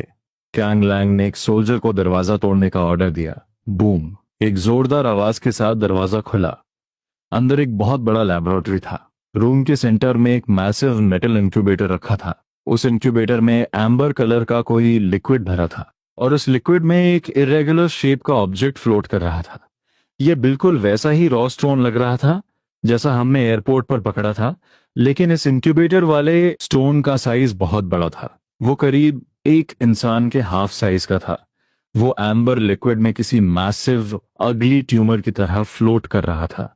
उसके चारों तरफ काउंटलेस ट्यूब्स और वायर्स कनेक्टेड थी। वो सारी वायर्स और ट्यूब्स एक ह्यूज कंट्रोल कंसोल से कनेक्ट हो रही थी। कंसोल की स्क्रीन्स ग्रीन लाइट एमिट कर रही थीं, जिन पर कॉम्प्लेक्स बायोलॉजिकल डेटा और एनर्जी रीडिंग्स डिस्प्ले हो रही थी। ये क्या है? जोंगले ने ये सब देखकर भारी आवाज में पूछा। ये रॉ स्टोन जिंदा है। मेरी नजरें इंक्यूबेटर के अंदर उस मैसिव स्टोन पर फिक्स थीं। वो स्टैटिक नहीं था। उसकी सरफेस एक्सट्रीमली स्लो स्पीड से स्लाइटली मूव कर रही थी, जैसे वो सांस ले रहा हो। कैंग लैंग, शाओ वेंजुन का चेहरा कंप्लीटली चेंज हो गया। तुरंत इस लैब को सील करो, कोई पास नहीं जाएगा। एयर, वाटर और सॉइल सैंपल्स तुरंत चेक करो। मुझे जानना है कि यहाँ कोई बायोलॉजिकल लीक रिस्क तो नहीं है। कैंग लैंग ने तुरंत ऑर्डर्स पास किए। सोल्जर्स ने बैरिकेड टेप लगा दी। हजमत सूट्स पहने बायोहाजर्ड टीम लैब में मॉनिटरिंग इक्विपमेंट लेकर एंटर हुई। शाओ वेंजुन कंट्रोल कंसोल के पास गई और टाइपिंग शुरू की। उसका सिक्योर टर्मिनल कंसोल से कनेक्ट हुआ और मैसिव अमाउंट में एन्क्रिप्टेड डेटा ट्रांसफर होने लगा। टीम नेता, एक टेक्नीशियन अचानक शॉक्ड होकर चिल्लाया। टेस्टिंग रिजल्ट्स आ गए हैं। एयर, वाटर, सॉइल सब नॉर्मल है। लेकिन उसने अपने इक्विपमेंट की तरफ पॉइंट किया। लैब के अंदर एनर्जी फ्लक्चुएशन बहुत एक्सट्रीम है, बिल्कुल किसी मैसिव न्यूक्लियर रिएक्टर की तरह जो कंटिन्यूअसली एनर्जी आउटपुट दे रहा हो। न्यूक्लियर रिएक्टर, एक रॉ स्टोन से न्यूक्लियर रिएक्टर जितनी एनर्जी निकल सकती है, ये कंप्लीटली अनबिलीवेबल है। शाओ वेंजुन झटके से कंट्रोल कंसोल से खड़ी हो गई। उसकी नजरें फिर से उस विशाल इंक्यूबेटर पर टिक गईं। उसकी आंखों में एक्सट्रीम सीरियसनेस थी। कियान वेनबो का टारगेट यही था। उसकी आवाज बहुत लो थी। वो उन 3 छोटे रोस्टोन्स को चुराने नहीं आया था, वो इस बड़े वाले को एक्टिवेट करने आया था। मेरा दिमाग एक सेकंड के लिए कंप्लीटली ब्लैंक हो गया। एक्टिवेट इस मैसिव, जिंदा और न्यूक्लियर रिएक्टर जैसी एनर्जी रखने वाले रॉ स्टोन को, आखिर ये चीज है क्या? तभी शाओ वेंजुन के एन्क्रिप्टेड टर्मिनल पर बीप बीप का रैपिड अलार्म बजने लगा। उसने नीचे देखा और उसका चेहरा तुरंत डार्क पड़ गया। डैम इट, चियान वेनबो का वो ज्योग्राफिकल कोऑर्डिनेट फाइनल डेस्टिनेशन नहीं था। वो सिर्फ एक स्पेसिफिक डिवाइस को एक्टिवेट करने वाली की थी। Kunlun mountain biological science research centre सिर्फ एक सिग्नल रिले स्टेशन है। असली डेस्टिनेशन और भी गहराई में है, उस फॉरबिडन जोन के अंदर जहां तक हम कभी पहुंच ही नहीं पाए। जोंगले ने घबराहट में स्वॉलो किया। उसकी आंखों में फियर साफ दिख रहा था। यहां ही तक हमारी लिमिट है, इसके आगे सिर्फ लेजेंडरी फॉरबिडन जोन है। वहां कंट्री का हाईएस्ट लेवल प्रोटेक्शन लगा है, उसके ब्लूप्रिंट्स तक क्लासिफाइड है। शाओ वेंजुन ने उसे इग्नोर किया। उसकी नजरें इनक्रिप्टेड टर्मिनल के मैप पर फिक्स थीं। वहां एक कंप्लीटली न्यू और हिडन कोऑर्डिनेट फ्लैश कर रहा था। वो कोऑर्डिनेट कुनलुन माउंटेन सेंटर के डीप अंडरग्राउंड था। कांग लांग। उसने झटके से कांग लांग की तरफ देखा। तुरंत अपने सारे एक्सप्लोजिव्स एक्सपर्ट्स को बुलाओ। मुझे शॉर्टेस्ट पॉसिबल टाइम में उस फॉरबिडन जोन तक जाने का रास्ता क्लियर चाहिए। कांग लांग का चेहरा भी बेहद सीरियस हो गया। टीम नेता शाओ, ये पॉसिबल नहीं है। टीम नेता शाओ, ये पॉसिबल नहीं है। फॉरबिडन जोन का प्रोटेक्शन लेवल एक न्यूक्लियर बंकर के स्टैंडर्ड पर डिजाइन किया गया है। हमारी स्पेशल फोर्सेस टीम के मोस्ट एडवांस्ड एक्सप्लोजिव्स को भी एक दरार बनाने में कम से कम 20 घंटे लगेंगे। 20 घंटे। शाओ वेंजुन की आंखों में डिस्पेयर छा गया। मैंने कस्टम्स में 11 साल काम किया है। फेक बेबी फॉर्मूला में ड्रग्स से लेकर जैकेट की लाइनिंग में कैश तक सब कुछ देखा है। उस दिन एक स्टूडेंट सिक्योरिटी चेक से गुजर रहा था। लगेज ऑर्डिनरी था, वो खुद भी नॉर्मल था। एक्सरे मशीन में सब क्लियर था, पर मैंने उसे बैग खोलने को कहा। 20 घंटे। शाओ वेंजुन की आंखों में डिस्पेयर था। हमारे पास इतना टाइम नहीं है, हमारे पास इतना टाइम नहीं है। गाओ युआन ने कहा था मीटिंग टाइम 3 बजे है। चियन वेनबो 3 बजे लाइब्रेरी में सिर्फ हमें डिले करने और टाइम खरीदने के लिए आया था। उसने कोऑर्डिनेट ट्रिगर करके यहाँ के रॉ स्टोन को एक्टिवेट किया ताकि वो डीप फॉरबिडन जोन को ट्रिगर कर सके। अगर मेरा गेस सही है तो फॉरबिडन जोन के अंदर का डिवाइस एक्टिवेट होना शुरू हो चुका है। उसकी नजरें फिर से इंक्यूबेटर में मौजूद उस मैसिव रॉ स्टोन पर गईं। उसकी सरफेस का मूवमेंट अब तेज हो गया था। एम्बर लिक्विड में भी एक फेंट पर्पल ग्लो दिखाई देने लगा था। ये बड़ा रॉ स्टोन खुद एक एनर्जी कन्वर्टर है, मैंने अचानक कहा। यह आसपास की एनर्जी को अब्सॉर्ब करता है और फिर कियान वेनबो के छोड़े गए कोऑर्डिनेट के थ्रू उसे एक स्पेसिफिक सिग्नल में कन्वर्ट करता है। ये सिग्नल डीप फॉरबिडन जोन को एक्टिवेट करने के काम आएगा। कियान वेनबो का पर्पस छोटे रॉ स्टोन्स को बाहर स्मगल करना नहीं था, बल्कि फॉरबिडन जोन के अंदर कुछ भेजना था। मेरी बात सुनकर शाओ वेंजुन की आंखें चमक उठी। हाँ, उसने जोर से ताली बजाई। तुम बिल्कुल सही कह रहे हो। फॉरबिडन जोन के अंदर उसने कहा, सुना है वहां एक मिस्टीरियस ऑब्जेक्ट दबा है जो हमारी कंट्री ने अर्ली डेज में आउटर स्पेस से डिस्कवर किया था। उस ऑब्जेक्ट को हाईएस्ट टॉप सीक्रेट लेवल पर क्लासिफाई करके की ऑफ द गॉड्स नाम दिया गया था। क्योंकि हम उसे डिकोड नहीं कर पा रहे थे, इसीलिए कुनलुन माउंटेन सेंटर एस्टैब्लिश किया गया और सीक्रेट रिसर्च शुरू हुई। बाद में रिसर्च के दौरान एक अनकंट्रोलेबल एक्सीडेंट हुआ, जिसकी वजह से इसे परमानेंटली अबैंडन करना पड़ा। कियान वेनबो का हेवेंस गिफ्ट और की ऑफ द गॉड्स इसी की तरफ इशारा था। आर्क ऑर्गेनाइजेशन पर वो रॉ स्टोन्स नहीं चाहिए, उन्हें ये की ऑफ द गॉड्स चाहिए। और ये रॉ स्टोन्स उस की ऑफ द गॉड्स को स्टार्ट करने वाले एनर्जी ब्लॉक्स हैं। गाओ युआन सिर्फ एक मैसेंजर था और कियान वेनबो एक्टिवेटर। उनका असली पर्पस इन रॉ स्टोन्स की एनर्जी को यूज करके डीप फॉरबिडन जोन में मौजूद उस की ऑफ द गॉड्स को कंट्रोल करना या उसे जगाना है। शाओ वेंजुन का फेस और भी ज्यादा सीरियस हो गया। अगर वो की ऑफ द गॉड्स जाग गया तो उसके कॉन्सिक्वेंसेस हम इमेजिन भी नहीं कर सकते। वो हमारा सब कुछ डिस्ट्रॉय कर सकता है। कांग लैंग, मुझे बताओ फॉरबिडन जोन में एंटर करने का कोई और रास्ता है? कांग लैंग ने कुछ पल सोचा। एक रास्ता है। उसने सिर उठाकर शाओ वेंजुन को देखा। 10 साल पहले उस एक्सीडेंट के बाद फॉरबिडन जोन में कोई अनकंट्रोलेबल सिचुएशन ना बने, इसके लिए हमने सीक्रेटली एक emergency self destruct channel design किया था। अगर फॉरबिडन जोन के अंदर हालात आउट ऑफ कंट्रोल हो जाएं तो इस चैनल से हाई एनर्जी मटेरियल इंजेक्ट करके उसे कंप्लीटली डिस्ट्रॉय किया जा सकता है। लेकिन ये channel strictly one way entry है। जो अंदर जाएगा वो कभी वापस नहीं आ पाएगा। और इस चैनल के अंदर बहुत सारे डेडली ट्रैप्स और क्रीपी डिफेंस मैकेनिज्म्स हैं। हमने कभी इसकी फील्ड टेस्टिंग नहीं की और आज तक कोई भी इंसान इस रास्ते से गुजरा नहीं है।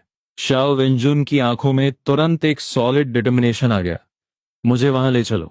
टीम नेता शाओ, कैंग लैंग और जोंगले दोनों एक साथ चिल्लाए, आप नहीं जा सकती। आप टास्क फोर्स नेता हैं, आप ये रिस्क नहीं ले सकती। फॉरबिडन जोन के अंदर की सिचुएशन अननोन है, ये बहुत डेंजरस है। मैं नेता हूँ, शाओ वेंजुन ने डांटते हुए कहा। यहाँ सिर्फ मेरे पास हाईएस्ट क्लियरेंस लेवल है। सिर्फ मैं ही सारे अलार्म्स और सिक्योरिटी मेजर्स डिसेबल कर सकती हूँ। सिर्फ मैं ही तुम्हें अंदर ले जा सकती हूँ। वो अचानक मेरी तरफ मुड़ी। जोंग है, तुम मेरे साथ चलोगे? मुझे तुम्हारे इंट्यूशन की जरूरत है, तुम्हारी आंखों की जरूरत है। मैंने एक सेकंड का भी हेजिटेशन नहीं किया। ओके, मेरा जवाब बिल्कुल फॉर्म था। मुझे पता था अब ये सिर्फ मेरी लड़ाई नहीं है, ये कंट्री के लिए है, हमारे नेशन के लिए, हम सबकी सेफ्टी के लिए है। कैंग लैंग की आंखों में एक रिस्पेक्ट की चमक दिखाई दी। उसने और कोई आर्गुमेंट नहीं किया। वो मुड़ा और हमें बेस के डीप सेक्शंस की तरफ लीड करने लगा। हम एक कंप्लीटली हिडन कॉर्नर में पहुंचे। वहां एक एलॉय डोर था जो नॉर्मल दीवार से बिल्कुल अलग नहीं लग रहा था, लेकिन शाओ वेंजन के एनक्रिप्टेड टर्मिनल ऑपरेशन के बाद वो डोर धीरे धीरे खुला। अंदर एक और कॉरिडोर था जो पहले वाले से भी ज्यादा गहरा, पिच ब्लैक और बर्फीला था। एंट्रेंस पर एक लाल वार्निंग साइन लगा था जिस पर सिर्फ 4 वर्ड्स लिखे थे, नो सर्वाइवर्स परमिटेड। मैंने एक गहरी सांस ली और शाओ वेंजुन की तरफ देखा। उसका चेहरा एकदम काम था। Let's go. वो पहली थी जिसने फॉरबिडन जोन की तरफ जाने वाले उस नो रिटर्न पाथ पर कदम रखा। मैं उसके ठीक पीछे था। जोंगले और कैंग लैंग बाकी स्पेशल फोर्सेस टीम के साथ कॉरिडोर के एंट्रेंस पर रुक गए। याद रखना, दरवाजा बंद होने से ठीक पहले शाओ वेंजुन की आवाज अंदर से आई। चाहे कुछ भी हो जाए, मेरे डायरेक्ट ऑर्डर्स के बिना कोई भी फॉरबिडन जोन के करीब नहीं आएगा। जो भी ऑर्डर्स तोड़ेगा, शूट ऑन साइट। हमारे पीछे वो हैवी एलॉय डोर धीरे धीरे बंद हो गया। हम उस अननोन डार्कनेस में पूरी तरह से लॉक हो चुके थे। मेरे कानों में सिर्फ मेरी हार्ट बीट की आवाज गूंज रही थी और मौत की स्मेल अब और भी ज्यादा स्ट्रांग होती जा रही थी। यही है वो फॉरबिडन जोन, यही है कियान मेनबो का रियल वर्ल्ड। अब आगे हमारा क्या वेट कर रहा है? कॉरिडोर में एकदम सन्नाटा था। हमारे पीछे उस हेवी अलॉय डोर ने हमें आउटसाइड वर्ल्ड से पूरी तरह डिस्कनेक्ट कर दिया था। डार्कनेस किसी थिक इंक की तरह चारों तरफ से हमें घेर रही थी। कोल्ड, डैम्पनेस और मेटल की रस्टिंग के साथ डस्ट की स्मेल मिक्स होकर एक अजीब सा एटमॉस्फेयर बना रही थी। शाओ वेंजन ने अपनी टैक्टिकल फ्लैशलाइट ऑन की। लाइट की एक ब्राइट बीम ने उस 10 साल पुरानी डार्कनेस को चीर दिया। जहां तक लाइट जा रही थी वो कॉरिडोर एंडलेस लग रहा था। दीवारें कंक्रीट की नहीं थीं, बल्कि एक डार्क सिल्वर ग्लो वाले अननोन मेटल से बनी थी। सरफेस एकदम स्मूथ थी, कोई जॉइंट्स नहीं थे, जैसे पूरा कॉरिडोर एक मैसिव मेटल ब्लॉक को काट कर बनाया गया हो। ये 10 साल पहले का हाईएस्ट लेवल मिलिट्री अलॉय है। शाओ वेंजुन की आवाज उस खाली कॉरिडोर में गूंजी। थियोरेटिकली ये एक स्मॉल न्यूक्लियर ब्लास्ट का इम्पैक्ट भी सरवाइव कर सकता है। ये कहते हुए उसने अपनी वेस्ट से गन निकाली और परफेक्टली सेफ्टी कैच ओपन किया। Stay close. अब से हम लेवल 1 कॉम्बैट रेडीनेस में हैं। कोई भी unidentified living thing hostile target मानी जाएगी। मैंने नोट किया और अपने सेंसेस को पीक लिमिट तक पुश कर दिया। मेरी आंखें अब इस अंधेरे की आदी हो रही थीं। बिना फ्लैशलाइट के भी मैं आसपास के आउटलाइंस देख पा रहा था। मेरा इंट्यूशन किसी हाई स्पीड रडार की तरह काम कर रहा था, स्पेस के हर इंच को स्कैन करते हुए। कॉरिडोर बहुत लंबा था। हम करीब 5 मिनट तक चले। नीचे सेम एलॉय मटेरियल का फ्लोर था। हमारे हर स्टेप पर एक शार्प और लोनली एको प्रोड्यूस हो रही थी, टैप टैप टैप। इस पूरी जगह में सिर्फ यही एक साउंड था। अचानक मेरा दिल जोर से धड़का। सामने से एक एक्सट्रीम डेंजर सेंस मेरी तरफ हिट हुआ। स्टॉप! मैंने सबकॉन्शियसली चिल्लाते हुए शाओ वेंजन का हाथ पकड़ लिया। शाओ वेंजन का रिएक्शन लाइटनिंग फास्ट था। मेरे बोलते ही वो रुक गई, गन सामने पॉइंट की और बॉडी पूरी तरह टेंस हो गई। क्या हुआ? उसने हश टोन में पूछा। सामने कुछ है। मेरी आवाज ड्राई हो गई थी। मुझे समझ नहीं आ रहा क्या है, लेकिन बहुत डेंजरस है। शाओ वेंजुन ने फ्लैशलाइट की बीम को आगे फोकस किया। लाइट के एंड तक कॉरिडोर अभी भी कंप्लीटली एम्प्टी लग रहा था। कोई शैडो नहीं, कोई मूवमेंट नहीं, कोई अबनॉर्मैलिटी नहीं है। Are you sure? 100%। मैं आगे अंधेरे में घूर रहा था। मेरे माथे से ठंडा पसीना बह रहा था। वो डेंजर सेंस और भी स्ट्रांग होता जा रहा था। ऐसा लग रहा था जैसे कोई इनविजिबल आंख अंधेरे में से हमें कोल्ड स्टेयर दे रही हो। शाओ वेंजुन ने मेरे जजमेंट पे कोई डाउट नहीं किया। उसने अपनी टैक्टिकल वेस्ट से एक छोटी ग्लो स्टिक निकाली, उसे क्रैक किया और पूरी ताकत से आगे फेंक दिया। ग्रीन ग्लो स्टिक ने हवा में एक ब्राइट पैराबोला बनाया और करीब 50 मीटर दूर जाकर चुपचाप जमीन पर गिर गई। ग्लो स्टिक के जमीन को टच करते ही एक सेकेंड के फ्रैक्शन में हमारे सामने के कॉरिडोर में उन मिरर जैसी स्मूथ मेटल दीवारों पर, सीलिंग और फ्लोर पर अचानक countless blood red laser beams flash होने लगी। ये बीम्स आपस में क्रिस क्रॉस होकर कनेक्ट हो रही थी और सिर्फ शून्य एक सेकंड के अंदर उन्होंने एक massive deadly 3D laser grid बना लिया। वो ग्लो स्टिक जो जमीन पर गिरी थी, साइलेंट रेड लेजर्स ने उसे फ्रैक्शन ऑफ अ सेकंड में डस्ट लेवल पार्टिकल्स में काट दिया। पीछे धुएं का एक ट्रेस भी नहीं बचा। मैंने और शाओ वेंजुन ने एक साथ शार्प ब्रेथ ली। मेरी बैक पूरी तरह पसीने से भीग गई थी। अगर हमने एक कदम भी और आगे बढ़ाया होता तो हमारा हाल भी उस ग्लू स्टिक जैसा होता, पीसेस में कट चुके होते। इंफ्रारेड ट्रिगर लेजर आ रहे शाओ वेंजुन की आवाज में एक डर का वाइब्रेशन था। ये मिलिट्री का absolute top tier defence system है। एक बार ट्रिगर हुआ तो कोई लिविंग थिंग इसे क्रॉस नहीं कर सकती। उसने मुझे देखा, उसकी आंखों में वंडर था। तुम्हें इसके बारे में कैसे पता चला? इंट्यूशन, मैं बस इतना ही कह पाया। वो लेजर ग्रिड करीब 3 सेकंड्स तक फ्लैश करने के बाद वापस अंधेरे में गायब हो गया। सामने का कॉरिडोर फिर से कंप्लीटली डार्क हो गया, जैसे कुछ हुआ ही ना हो। लेकिन हम दोनों को पता था कि वो डेथ नेट वही है, अपने नेक्स्ट शिकार का वेट कर रहा है। अब क्या करें? मैंने पूछा। इस सिस्टम का कोई ऑपरेशन पैटर्न जरूर होगा। शो वेंजुन ने खुद को क्विकली काम डाउन किया। या तो ये फिक्स टाइम इंटरवल पर काम करता है, या फिर इसके लिए कोई स्पेसिफिक ओवरराइड कोड चाहिए। हमारे पास कोड नहीं है। हम सिर्फ इसकी एनर्जी ड्रेन होने का वेट कर सकते हैं, या इसका शटडाउन लूप होल ढूंढ सकते हैं। तो हम वहीं उस अंधेरे में शांति से वेट करने लगे। 1 मिनट, 5 मिनट्स, 10 मिनट्स। वो डेथ नेट दोबारा अपीयर नहीं हुआ। वियर्ड। शाओ वेंजुन ने फ्राउन किया। Normal defence systems power save करने के लिए पल्स एक्टिवेशन यूज करते हैं। ये परमानेंटली स्टैंड बाय मोड में नहीं रह सकता अनलेस उसे अचानक कुछ रियलाइज हुआ, अनलेस इसका ट्रिगर मैकेनिज्म मोशन सेंसर ना हो। उसने फिर से अपनी पॉकेट से कुछ निकाला। इस बार ये एक स्मॉल मेटल बॉल थी। उसने उसे हवा में नहीं फेंका, बल्कि धीरे से जमीन पे रखा और अपने पैर से धीरे धीरे आगे की तरफ पुश किया। मेटल बॉल उस स्मूथ फ्लोर पर टोटली साइलेंट रोल होने की। 1 मीटर, 2 मीटर्स, 3 मीटर्स, कुछ ट्रिगर नहीं हुआ। शाओ वेंजुन का चेहरा और सीरियस हो गया। ये इंफ्रारेड सेंसर नहीं है, वाइब्रेशन सेंसर भी नहीं है। तो फिर इसका ट्रिगर लॉजिक आखिर है क्या? मैं उस मेटल बॉल को अंधेरे में रोल होते देख रहा था। अचानक मेरे दिमाग में एक क्रेजी आइडिया फ्लैश हुआ। साउंड मेरे मुंह से निकला। ये साउंड से ट्रिगर होता है। अभी जो ग्लो स्टिक जब जमीन पर गिरी तो हल्की सी आवाज हुई थी, लेकिन ये मेटल बॉल सॉलिड है। फ्लोर पर रोल होते वक्त ये बिल्कुल साइलेंट है। शाओ वेंजुन की आंखें वाइड ओपन हो गईं। उसे भी लॉजिक समझ आ गया था। उसने धीरे से अपना हाथ उठाया और साइलेंस का सिग्नल दिया। फिर उसने अपने गले की तरफ पॉइंट किया और फिर आगे की तरफ। मीनिंग एकदम क्लियर था। आगे का रास्ता क्रॉस करने के लिए हमें एब्सोल्यूट साइलेंस मेंटेन करना होगा। कोई आवाज नहीं, सांस लेने की भी नहीं, और हार्ट बीट भी कंट्रोल करनी होगी।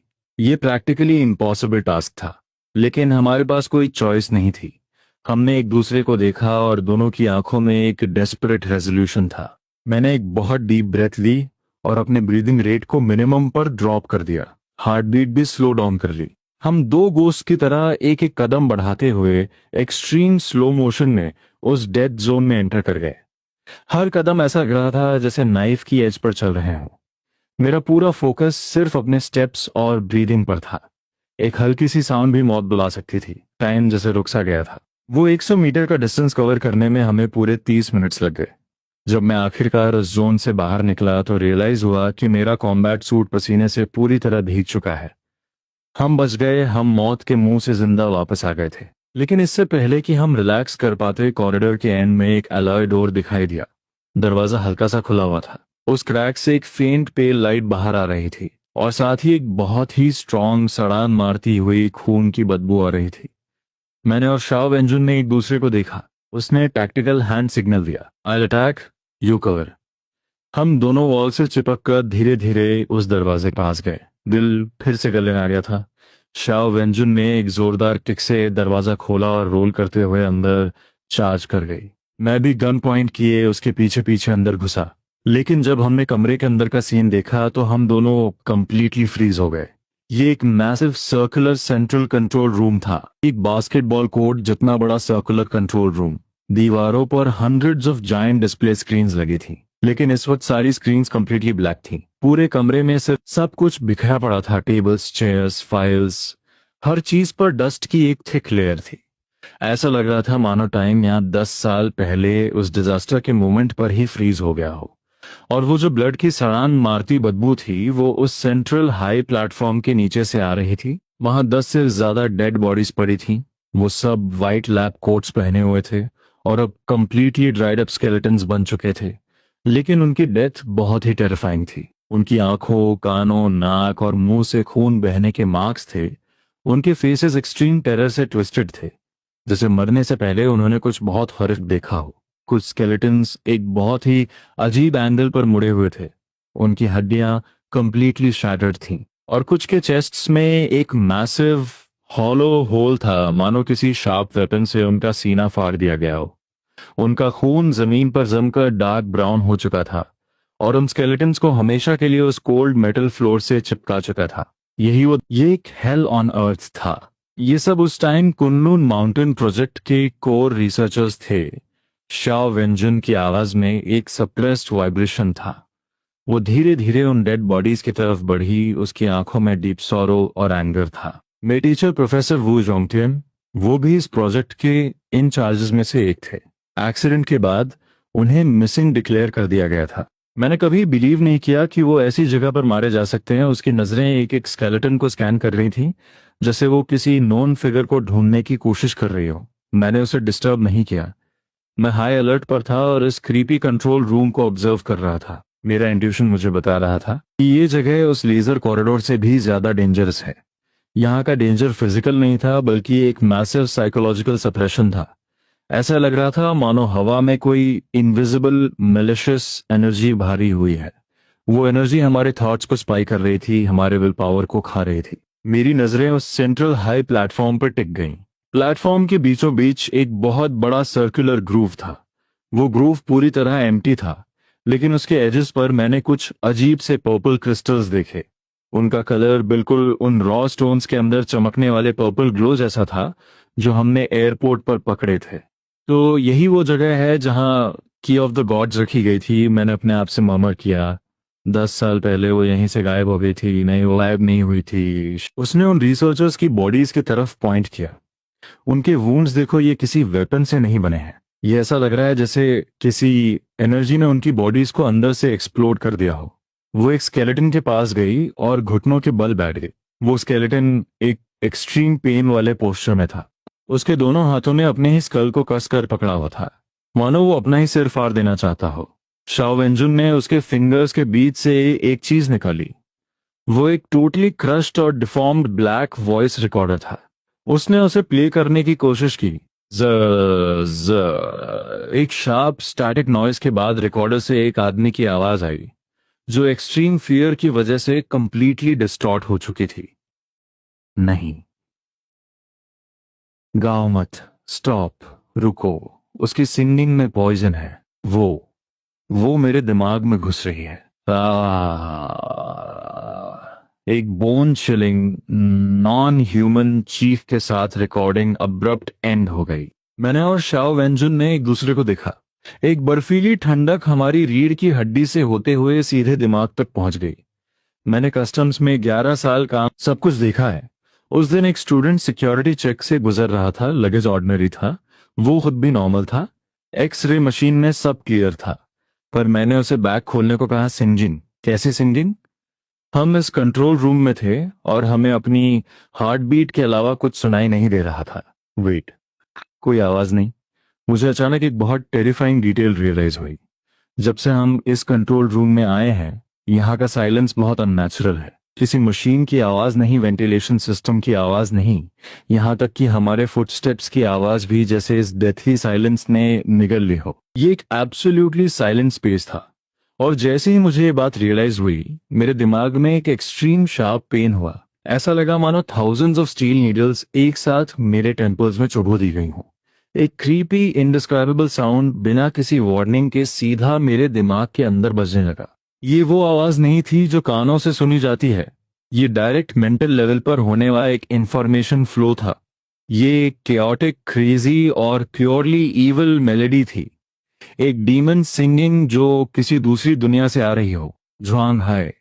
मुझे शाओ वेंजुन की पैनिक भरी आवाज सुनाई दी, लेकिन मैं जवाब नहीं दे सका।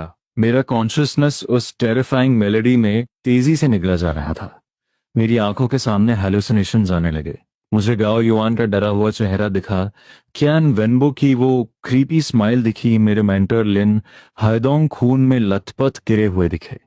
एंगर, सॉरो, फियर, मेरे सारे नेगेटिव इमोशंस इस एक पल में इन्फिनिटली मैग्नीफाई हो गए थे। मेरी सैनिटी तेजी से कोलैप्स हो रही थी। मैं पागल हो जाऊंगा। Wake up. ठीक उसी मोमेंट जब मैं उस डार्कनेस में पूरी तरह डूबने वाला था, एक जोरदार थप्पड़ मेरे चेहरे पर पड़ा। उस इंटेंस पेन ने मुझे थोड़ा होश मिला दिया। मैंने शॉवेंजन का एंशियस और डरा हुआ चेहरा देखा। उसके होठों से खून बह रहा था और वो बहुत तेजी से कांप रही थी। ऑब्वियसली उस सिंगिंग का अटैक उस पर भी हुआ था, लेकिन उसकी विल पावर मुझसे कहीं ज्यादा स्ट्रांग थी। उसने खुद अपनी जीभ काटकर उस पेन से खुद को अवेक रखा था। उसे ब्लॉक करो, उसने अपनी पूरी ताकत से मुझ पर चिल्लाते हुए कहा। उसे सुनो मत, उसके बारे में मत सोचो, अपने कॉन्शियसनेस को प्रोटेक्ट करो। ये एक मेंटल अटैक है। मैंने अपने दांत कस लिए, मेरे मुंह में भी खून का टेस्ट आ रहा था। मैंने अपना सारा फोकस उस फिजिकल पेन पर शिफ्ट करने की कोशिश की ताकि उस माइंड पेनिट्रेटिंग सिंगिंग को ब्लॉक कर सकूं, लेकिन कोई फायदा नहीं हुआ। वो सिंगिंग और भी क्लियर और भी क्रेजी होती जा रही थी। मेरा विजन ब्लर होने लगा। मुझे पता था मैं अब और रेजिस्ट नहीं कर पाऊंगा। लेकिन तभी मेरी चेस्ट पॉकेट में रखा मेरे मेंटर लिन हेडोंग का वो आखिरी मेमेंटो, एक ऑर्डिनरी सा कस्टम्स बैज, अचानक एक फेंट वार्म एनर्जी एमिट करने लगा। वो एनर्जी किसी क्लियर स्प्रिंग वाटर की तरह तुरंत मेरी पूरी बॉडी और दिमाग में फैल गई। वो क्रेजी और कियोटिक सिंगिंग इस वार्म एनर्जी के सामने आते ही जैसे अपना काउंटर अटैक पाकर तेजी से पीछे हटने लगी। मेरा दिमाग फिर से क्लियर हो गया। वो स्प्लिटिंग हेडेक भी गायब हो गया। मैं हाफ रहा था, मेरे कपड़े पसीने से ऐसे भीग गए थे जैसे मुझे पानी में से निकाला गया हो। तुम ठीक हो? श्या वेंजुन ने मुझे देखा। उसकी आंखों में डिसबिलीफ था। मैंने नॉट किया और दीवार के सहारे खड़ा हुआ। मैंने नीचे अपनी चेस्ट पर देखा। वो कस्टम्स बैज इस वक्त एक फेंट, almost invisible golden light glow कर रहा था। इसी ने मुझे बचाया था। ये क्या चीज है? शाओ वेंजुन ने भी उस बैज को नोटिस कर लिया था। मेरे मेंटर का मेमेंटो, मैंने कहा। मुझे नहीं पता ये ग्लो क्यों कर रहा है, लेकिन ऐसा लग रहा है कि ये इस मेंटल अटैक को ब्लॉक कर सकता है। शाओ वेंजुन ने उस बैज को बहुत डीपली देखा, फिर मुझे देखा, जैसे वो मुझ में कोई सीक्रेट ढूंढने की कोशिश कर रही हो। लेकिन तभी बूम, बूम, बूम, पूरा सेंट्रल कंट्रोल रूम अचानक बहुत वायलेंटली शेक होने लगा। दीवार पे लगी वो सारी ब्लैक स्क्रीन्स इस मोमेंट पर एक साथ टर्न हो गई। स्क्रीन्स पर कोई डेटा या सिक्योरिटी फुटेज नहीं था, बल्कि एक आंख थी। एक मैसिव, अनकाउंटेबल पर्पल लाइंस वाली एक्सट्रीमली क्रीपी आंख। वो आंख स्लोली रोटेट कर रही थी और उसका प्यूपल एंड में मुझ पर और शाह इंजन पर आकर लॉक हो गया। एक कोल्ड, इमोशनलेस, सिंथेटिक वॉइस पूरे कंट्रोल रूम में गूंज उठी। Unidentified life forms detected. Primary access की detected. Ark project phase 2 initiated. Target elimination protocol engaged. Ark project. Shao Wenjun का चेहरा एकदम सफेद पड़ गया। चैन वेनबो का ऑर्गेनाइजेशन। उन्होंने इस जगह को कंट्रोल कर लिया है। उसकी बात पूरी होने से पहले ही हाई प्लेटफॉर्म पर मौजूद उस एम्प्टी सर्कुलर ग्रूव के बॉटम से धीरे धीरे एक क्रैक ओपन हुआ। नीचे से एक सिलिंड्रिकल, अननोन मेटल का प्लेटफॉर्म ऊपर उठने लगा। उस प्लेटफॉर्म के ऊपर एक ऑब्जेक्ट रखा था। वो uncountable irregular purple glowing crystal से जुड़कर बना एक मैसिव इरेगुलर स्फीयर था। उसका साइज लगभग एक स्मॉल कार जितना था। उसकी सरफेस पर काउंटलेस डीप वॉर्टेक्सेस बने थे जो आंखों की तरह लग रहे थे। वो वॉर्टेक्सेस स्लोली रोटेट कर रहे थे और एक extremely terrifying evil aura release कर रहे थे। की ऑफ द गॉड्स। मैंने उस मैसिव स्फीयर को देखा। मेरा गला सूख चुका था। यही वो अल्टीमेट सीक्रेट है जिसे कंट्री 10 सालों से ढूंढ रही थी और छुपा कर रखा था। आउटर स्पेस से आया ये इनऑस्पिशियस ऑब्जेक्ट यही सब कुछ का सोर्स है। बस उस मैसिव स्फीयर से एक लो हमिंग साउंड आई। कंट्रोल रूम का शेकिंग और भी वायलेंट हो गया। चारों तरफ की दीवारों में बड़े बड़े क्रैक्स आने लगे। उन क्रैक्स में से countless thick, black metal cables tentacles की तरह बाहर निकल आईं। वो किसी अवेकेंड जायंट पाइथन्स की तरह पागलों की तरह हमारी तरफ लपकीं। Watch out! शाव इंजन जोर से चिल्लाई। उसने मेरा हाथ पकड़ा और कवर लेने के लिए मुझे एक पास वाले कंट्रोल कंसोल के पीछे खींच लिया। स्मैश! जैसे ही हम हटे, एक मैसिव मेटल केबल उसी जगह पर जोर से स्मैश हुई जहां हम अभी खड़े थे। उस सॉलिड अलॉय फ्लोर में एक बहुत बड़ा क्रेटर बन गया और भी काउंटलेस केबल्स चारों तरफ से हमें घेरने के लिए आने लगी। उन्होंने हमारे भागने के सारे रास्ते ब्लॉक कर दिए। Bang bang! या वेंजुन ने अपनी हैंडगन उठाई और उन केबल्स पर पागलों की तरह फायर करने लगी। गोलियां उन केबल्स की सरफेस पर टकराकर स्पार्क्स पैदा कर रही थीं, लेकिन सिर्फ छोटे छोटे वाइट डेंट्स ही बन रहे थे। नॉर्मल बुलेट से उन्हें कोई एक्चुअल डैमेज नहीं हो रहा था। ये यूजलेस है, मैंने चिल्लाकर कहा। ये चीजें बेस का ही डिफेंस सिस्टम है। कन्वेंशनल वेपन्स इन पर काम नहीं करेंगे। हमें कंट्रोल कोर ढूंढकर इसे शट डाउन करना होगा। कंट्रोल कोर उसी स्फीयर पर है। शॉवेंजुन को भी समझ आ गया था, लेकिन हम इस वक्त उन क्रेजी मेटल टेंटिकल्स की वजह से कवर के पीछे बुरी तरह से ट्रैप्ड थे। हम उस हाई प्लेटफॉर्म के करीब जा ही नहीं सकते थे। एनसर्कलमेंट छोटा होता जा रहा था।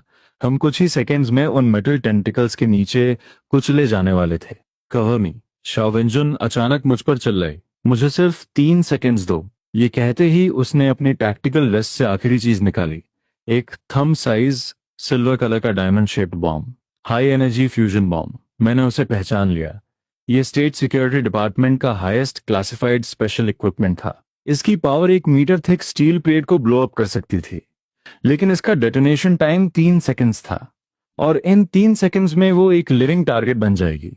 नहीं, ये बहुत डेंजरस है। मैंने तुरंत रिजेक्ट किया। हमारे पास टाइम नहीं है। शाव एंजुम की आंखों में एब्सोल्यूट डिटर्मिनेशन था। यही हमारे बचने का इकलौता रास्ता है। उसने मुझे आर्ग्यू करने का मौका नहीं दिया और रोल करते हुए कवर से बाहर निकल गई।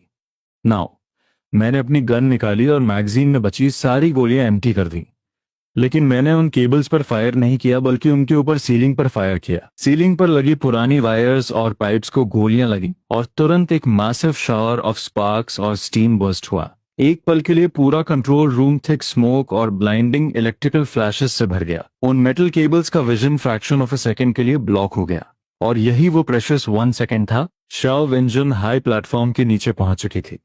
उसने बॉम्ब का ट्रिगर प्रेस किया और अपनी पूरी ताकत से उसे उस मैसिव पर्पल स्फीयर की तरफ फेंक दिया।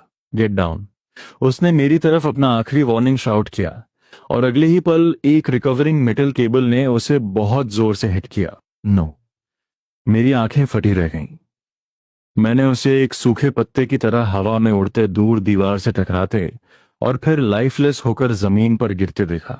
वो जिंदा थी या मर गई मुझे नहीं पता था, और वो सिल्वर बॉम्ब हवा में एक डेस्परेट आर्क बनाता हुआ एक्यूरेटली उस मैसिव स्फीयर की सरफेस पर जाकर चिपक गया। टाइम जैसे उस मोमेंट पर फ्रीज हो गया। 1 2 3 बूम! एक डेफनिंग ईयर शैटरिंग एक्सप्लोजन हुआ। पूरी दुनिया मेरे आंखों के सामने एक ब्लाइंडिंग प्योर वाइट इंस्टेंटेनियसली पूरे कंट्रोल रूम में फैल गई। मुझे ऐसा लगा जैसे एक हाई स्पीड ट्रेन ने मुझे फ्रंट से हिट कर दिया हो। मेरी बॉडी हवा में बहुत ऊंचे उछली और फिर जोर से जमीन पर गिरी। एक्सट्रीम पेन और डिजीनेस में मेरा कॉन्शियसनेस तेजी से फेड होने लगा। कंप्लीटली पास आउट होने से पहले मैंने देखा वो मैसिव पर्पल स्फीयर एक्सप्लोजन के सेंटर में डिस्ट्रॉय नहीं हुआ था, बल्कि उसकी सरफेस पर एक क्रैक आ गया था, और उस क्रैक में से एक ब्लैक एबिस से भी ज्यादा डार्क यूनिवर्स से भी ज्यादा pure purple black energy slowly flow कर रही थी। इस दुनिया की आखिरी इमेज जो मेरे दिमाग में रिकॉर्ड हुई वो वही मैसिव आंख थी जो सारी स्क्रीन्स पर दिख रही थी।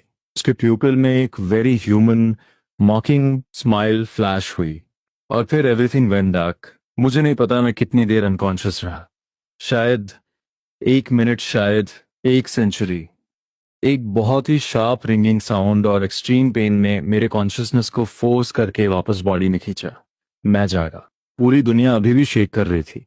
मेरा सिर ऐसा लग रहा था जैसे किसी ने मैसिव हैमर से मारा हो, दर्द से फटा जा रहा था। कानों में एक continuous high frequency buzzing sound आ रही थी। मैंने आंखें खोलने की कोशिश की। विजन कंप्लीटली ब्लरी था। काउंटलेस ब्लैक स्पॉट्स मेरी आंखों के सामने पागलों की तरह डांस कर रहे थे। मुझे खून का टेस्ट आया, सॉल्टी और मेटालिक। वो मेरे फोरहेड से बहकर मेरी आंखों में जा रहा था। मैंने हाथ उठाकर खून साफ करने की कोशिश की, लेकिन मेरी आर्म्स हैवी मेटल की तरह लग रही थी। हर छोटे से मूवमेंट से पूरी बॉडी के मसल्स में अनबेरेबल पेन हो रहा था। मैंने जमीन का सपोर्ट लेकर स्ट्रगल करते हुए बैठने की कोशिश की। कई बार फेल हुआ। आखिरकार एक टूटे हुए मेटल बोर्ड के सपोर्ट से मैंने अपनी अपर बॉडी उठा ली। मेरा विजन धीरे धीरे क्लियर होने लगा, और फिर मैंने अपने सामने का नजारा देखा। हेल ऑन अर्थ, ये वर्ड फिर से मेरे दिमाग में आ गया। पूरा कंट्रोल रूम कंप्लीटली डिस्ट्रॉय हो चुका था। वो कंट्रोल कंसोल जिसके पीछे हम छुपे थे, शॉक वेव से श्रेड होकर पीसेस बन चुका था। सीलिंग से लटकने वाली वो मेटल केबल्स मरे हुए जायंट पाइथन्स की तरह लाइफलेस लटक रही थीं। उनके टूटे हुए एंड से अभी भी डेंजरस स्पार्क्स निकल रहे थे। दीवारों की सारी मैसिव स्क्रीन्स टूटकर ब्लैक हो चुकी थीं। हवा में गन पाउडर और किसी जले हुए प्रोटीन की चोकिंग स्मेल आ रही थी। हाई एनर्जी फ्यूजन बॉम्ब की पावर मेरी इमेजिनेशन से कहीं ज्यादा थी। इसने यहाँ ऑलमोस्ट सब कुछ तबाह कर दिया था। मेरी नजरें धुएं और डस्ट के पार उस हाई प्लेटफॉर्म की तरफ गईं।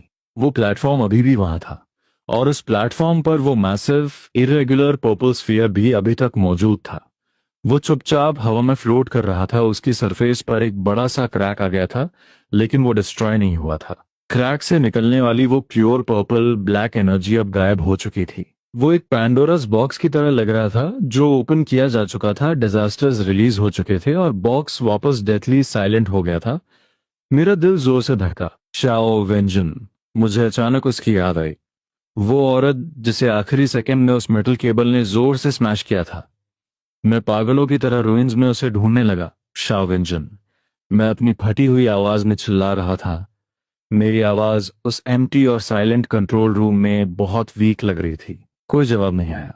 सिर्फ मेरी आवाज उन कोल्ड मेटल वॉल से टकराकर एको कर रही थी। फियर एक बर्फीले हाथ की तरह मेरे दिल को जकड़ रहा था। क्या वो मर गई मुझे बचाने के लिए, मिशन कंप्लीट करने के लिए? क्या वो मारी गई? नहीं, मैं ये नहीं मान सकता। मैंने पूरे शरीर के इंटेंस पेन को इग्नोर किया।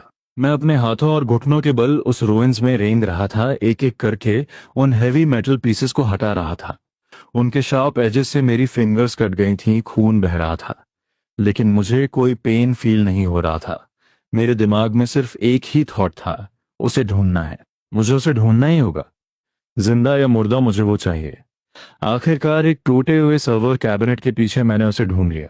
वो वहां चुपचाप पड़ी थी, डस्ट और रबल से पूरी तरह कवर हो चुकी थी। उसका फेस पेपर की तरह पेल था, कोई कलर नहीं था। उसके होठों के किनारे से डार्क रेड ब्लड की एक लाइन बह रही थी। उसके कॉम्बैट सूट पर कई कट्स लग चुके थे और खून ने उसके कपड़ों को पूरी तरह भिगो दिया था। उसकी आंखें बंद थीं, वो कंप्लीटली मोशनलेस थी, जैसे उसकी सांसें रुक चुकी हों। मेरा दिमाग सुन्न हो गया, कंप्लीटली ब्लैंक। टाइम जैसे इसी मोमेंट पर फ्रीज हो गया। मैंने कांपते हुए हाथों से उसकी सांसें चेक करने की कोशिश की। कोल्ड, सब कुछ कोल्ड था। मेरी पूरी दुनिया एक सेकंड में कोलैप्स हो गई। लेकिन ठीक उसी मोमेंट जब मैं डिस्पेयर में पूरी तरह डूबने वाला था, मेरी फिंगर टिप्स को एक extremely weak, almost unnoticeable air flow feel हुआ। बहुत वीक, लेकिन वो रियल था। वो जिंदा थी, उसकी सांसें चल रही थी। एक एक्सट्रीम हैप्पीनेस किसी टूटे हुए डैम के फ्लड की तरह आई और उसने मेरे सारे डिस्पेयर और पेन को धो दिया। मैंने बहुत केयरफुली उसके ऊपर से रबल हटाया और उसे उन रुइन से बाहर निकाला। उसकी बॉडी बहुत लाइट और कोल्ड थी। मैंने अपना कान उसके चेस्ट पर रखा, मुझे सुनाई दी। मुझे उसकी वीक लेकिन एक्सट्रीमली रेजिलियंट हार्ट बीट सुनाई दी। धक धक धक, जैसे कोई मरती हुई बटरफ्लाई स्ट्रगल करते हुए अपने विंग्स फड़फड़ा रही हो। मैंने उसकी इंजरीज चेक की, बहुत सीरियस थी। उसका लेफ्ट आर्म एक अननेचुरल एंगल पर मुड़ा हुआ था, क्लियरली फ्रैक्चर था। उसकी बैक पर एक बहुत बड़ा ब्रूज था। शायद किसी हेवी इंपैक्ट की वजह से उसके इंटरनल ऑर्गन्स डैमेज हो चुके थे। लेकिन सबसे फेटल इंजरी उसके फॉरहेड पर थी। एक डीप कट जिससे हड्डी तक दिख रही थी, और वहां से कंटिन्यूअसली खून बाहर रिस रहा था। मुझे तुरंत ब्लीडिंग रोकनी थी। मैंने अपनी स्लीव का एक क्लीन हिस्सा फाड़ा और पूरी ताकत से उसके वोन पर प्रेस कर दिया, लेकिन कोई फायदा नहीं हुआ। खून ने तुरंत उस कपड़े को भिगो दिया। अगर ऐसा ही चलता रहा तो वो एक्सट्रीम ब्लड लॉस की वजह से मर जाएगी। मैं क्या करूं? यहाँ कोई मेडिकल इक्विपमेंट नहीं है। हम इस टोटली आइसोलेटेड गोस्ट प्लेस में फंसे हुए हैं। मैं ब्लड लॉस की वजह से पेल पड़ते उसके चेहरे को देख रहा था। मेरे दिल में इससे चाकू चल रहे थे। ठीक उसी वक्त मेरी चेस्ट पर रखा वो कस्टम्स बैज, मेरे मेंटर लिन हेडोंग का वो मेमेंटो, एक बार फिर से एक फेंट वार्म एनर्जी एमिट करने लगा। मैंने बिना सोचे समझे उस बैज को निकाला और धीरे से शाओ वेंजुन के फोरहेड वाले वुंड पर रख दिया। एक मिराकल हुआ। वो कोल्ड मेटल बैज जैसे ही उसके वुंड के कांटेक्ट में आया, उसने एक सॉफ्ट गोल्डन लाइट का ऑरा एमिट करना शुरू कर दिया। वो लाइट किसी लिविंग एनर्जी की तरह उसके वुंड को कवर करने लगी। जो खून लगातार बाहर आ रहा था वो मिराकुलसली मेरी आंखों के सामने धीरे धीरे रुकने लगा। वुंड के आसपास की स्किन और टिश्यूज एक्सट्रीमली स्लो मोशन में मूव करने लगे और हील होने लगे। मैं इस अनबिलीवेबल सीन को देखकर कंप्लीटली स्पीचलेस था। ये बैज आखिर ये चीज क्या है? ये सिर्फ मेंटल अटैक्स को ब्लॉक नहीं कर सकता, बल्कि ये वुंड्स को हील भी कर सकता है।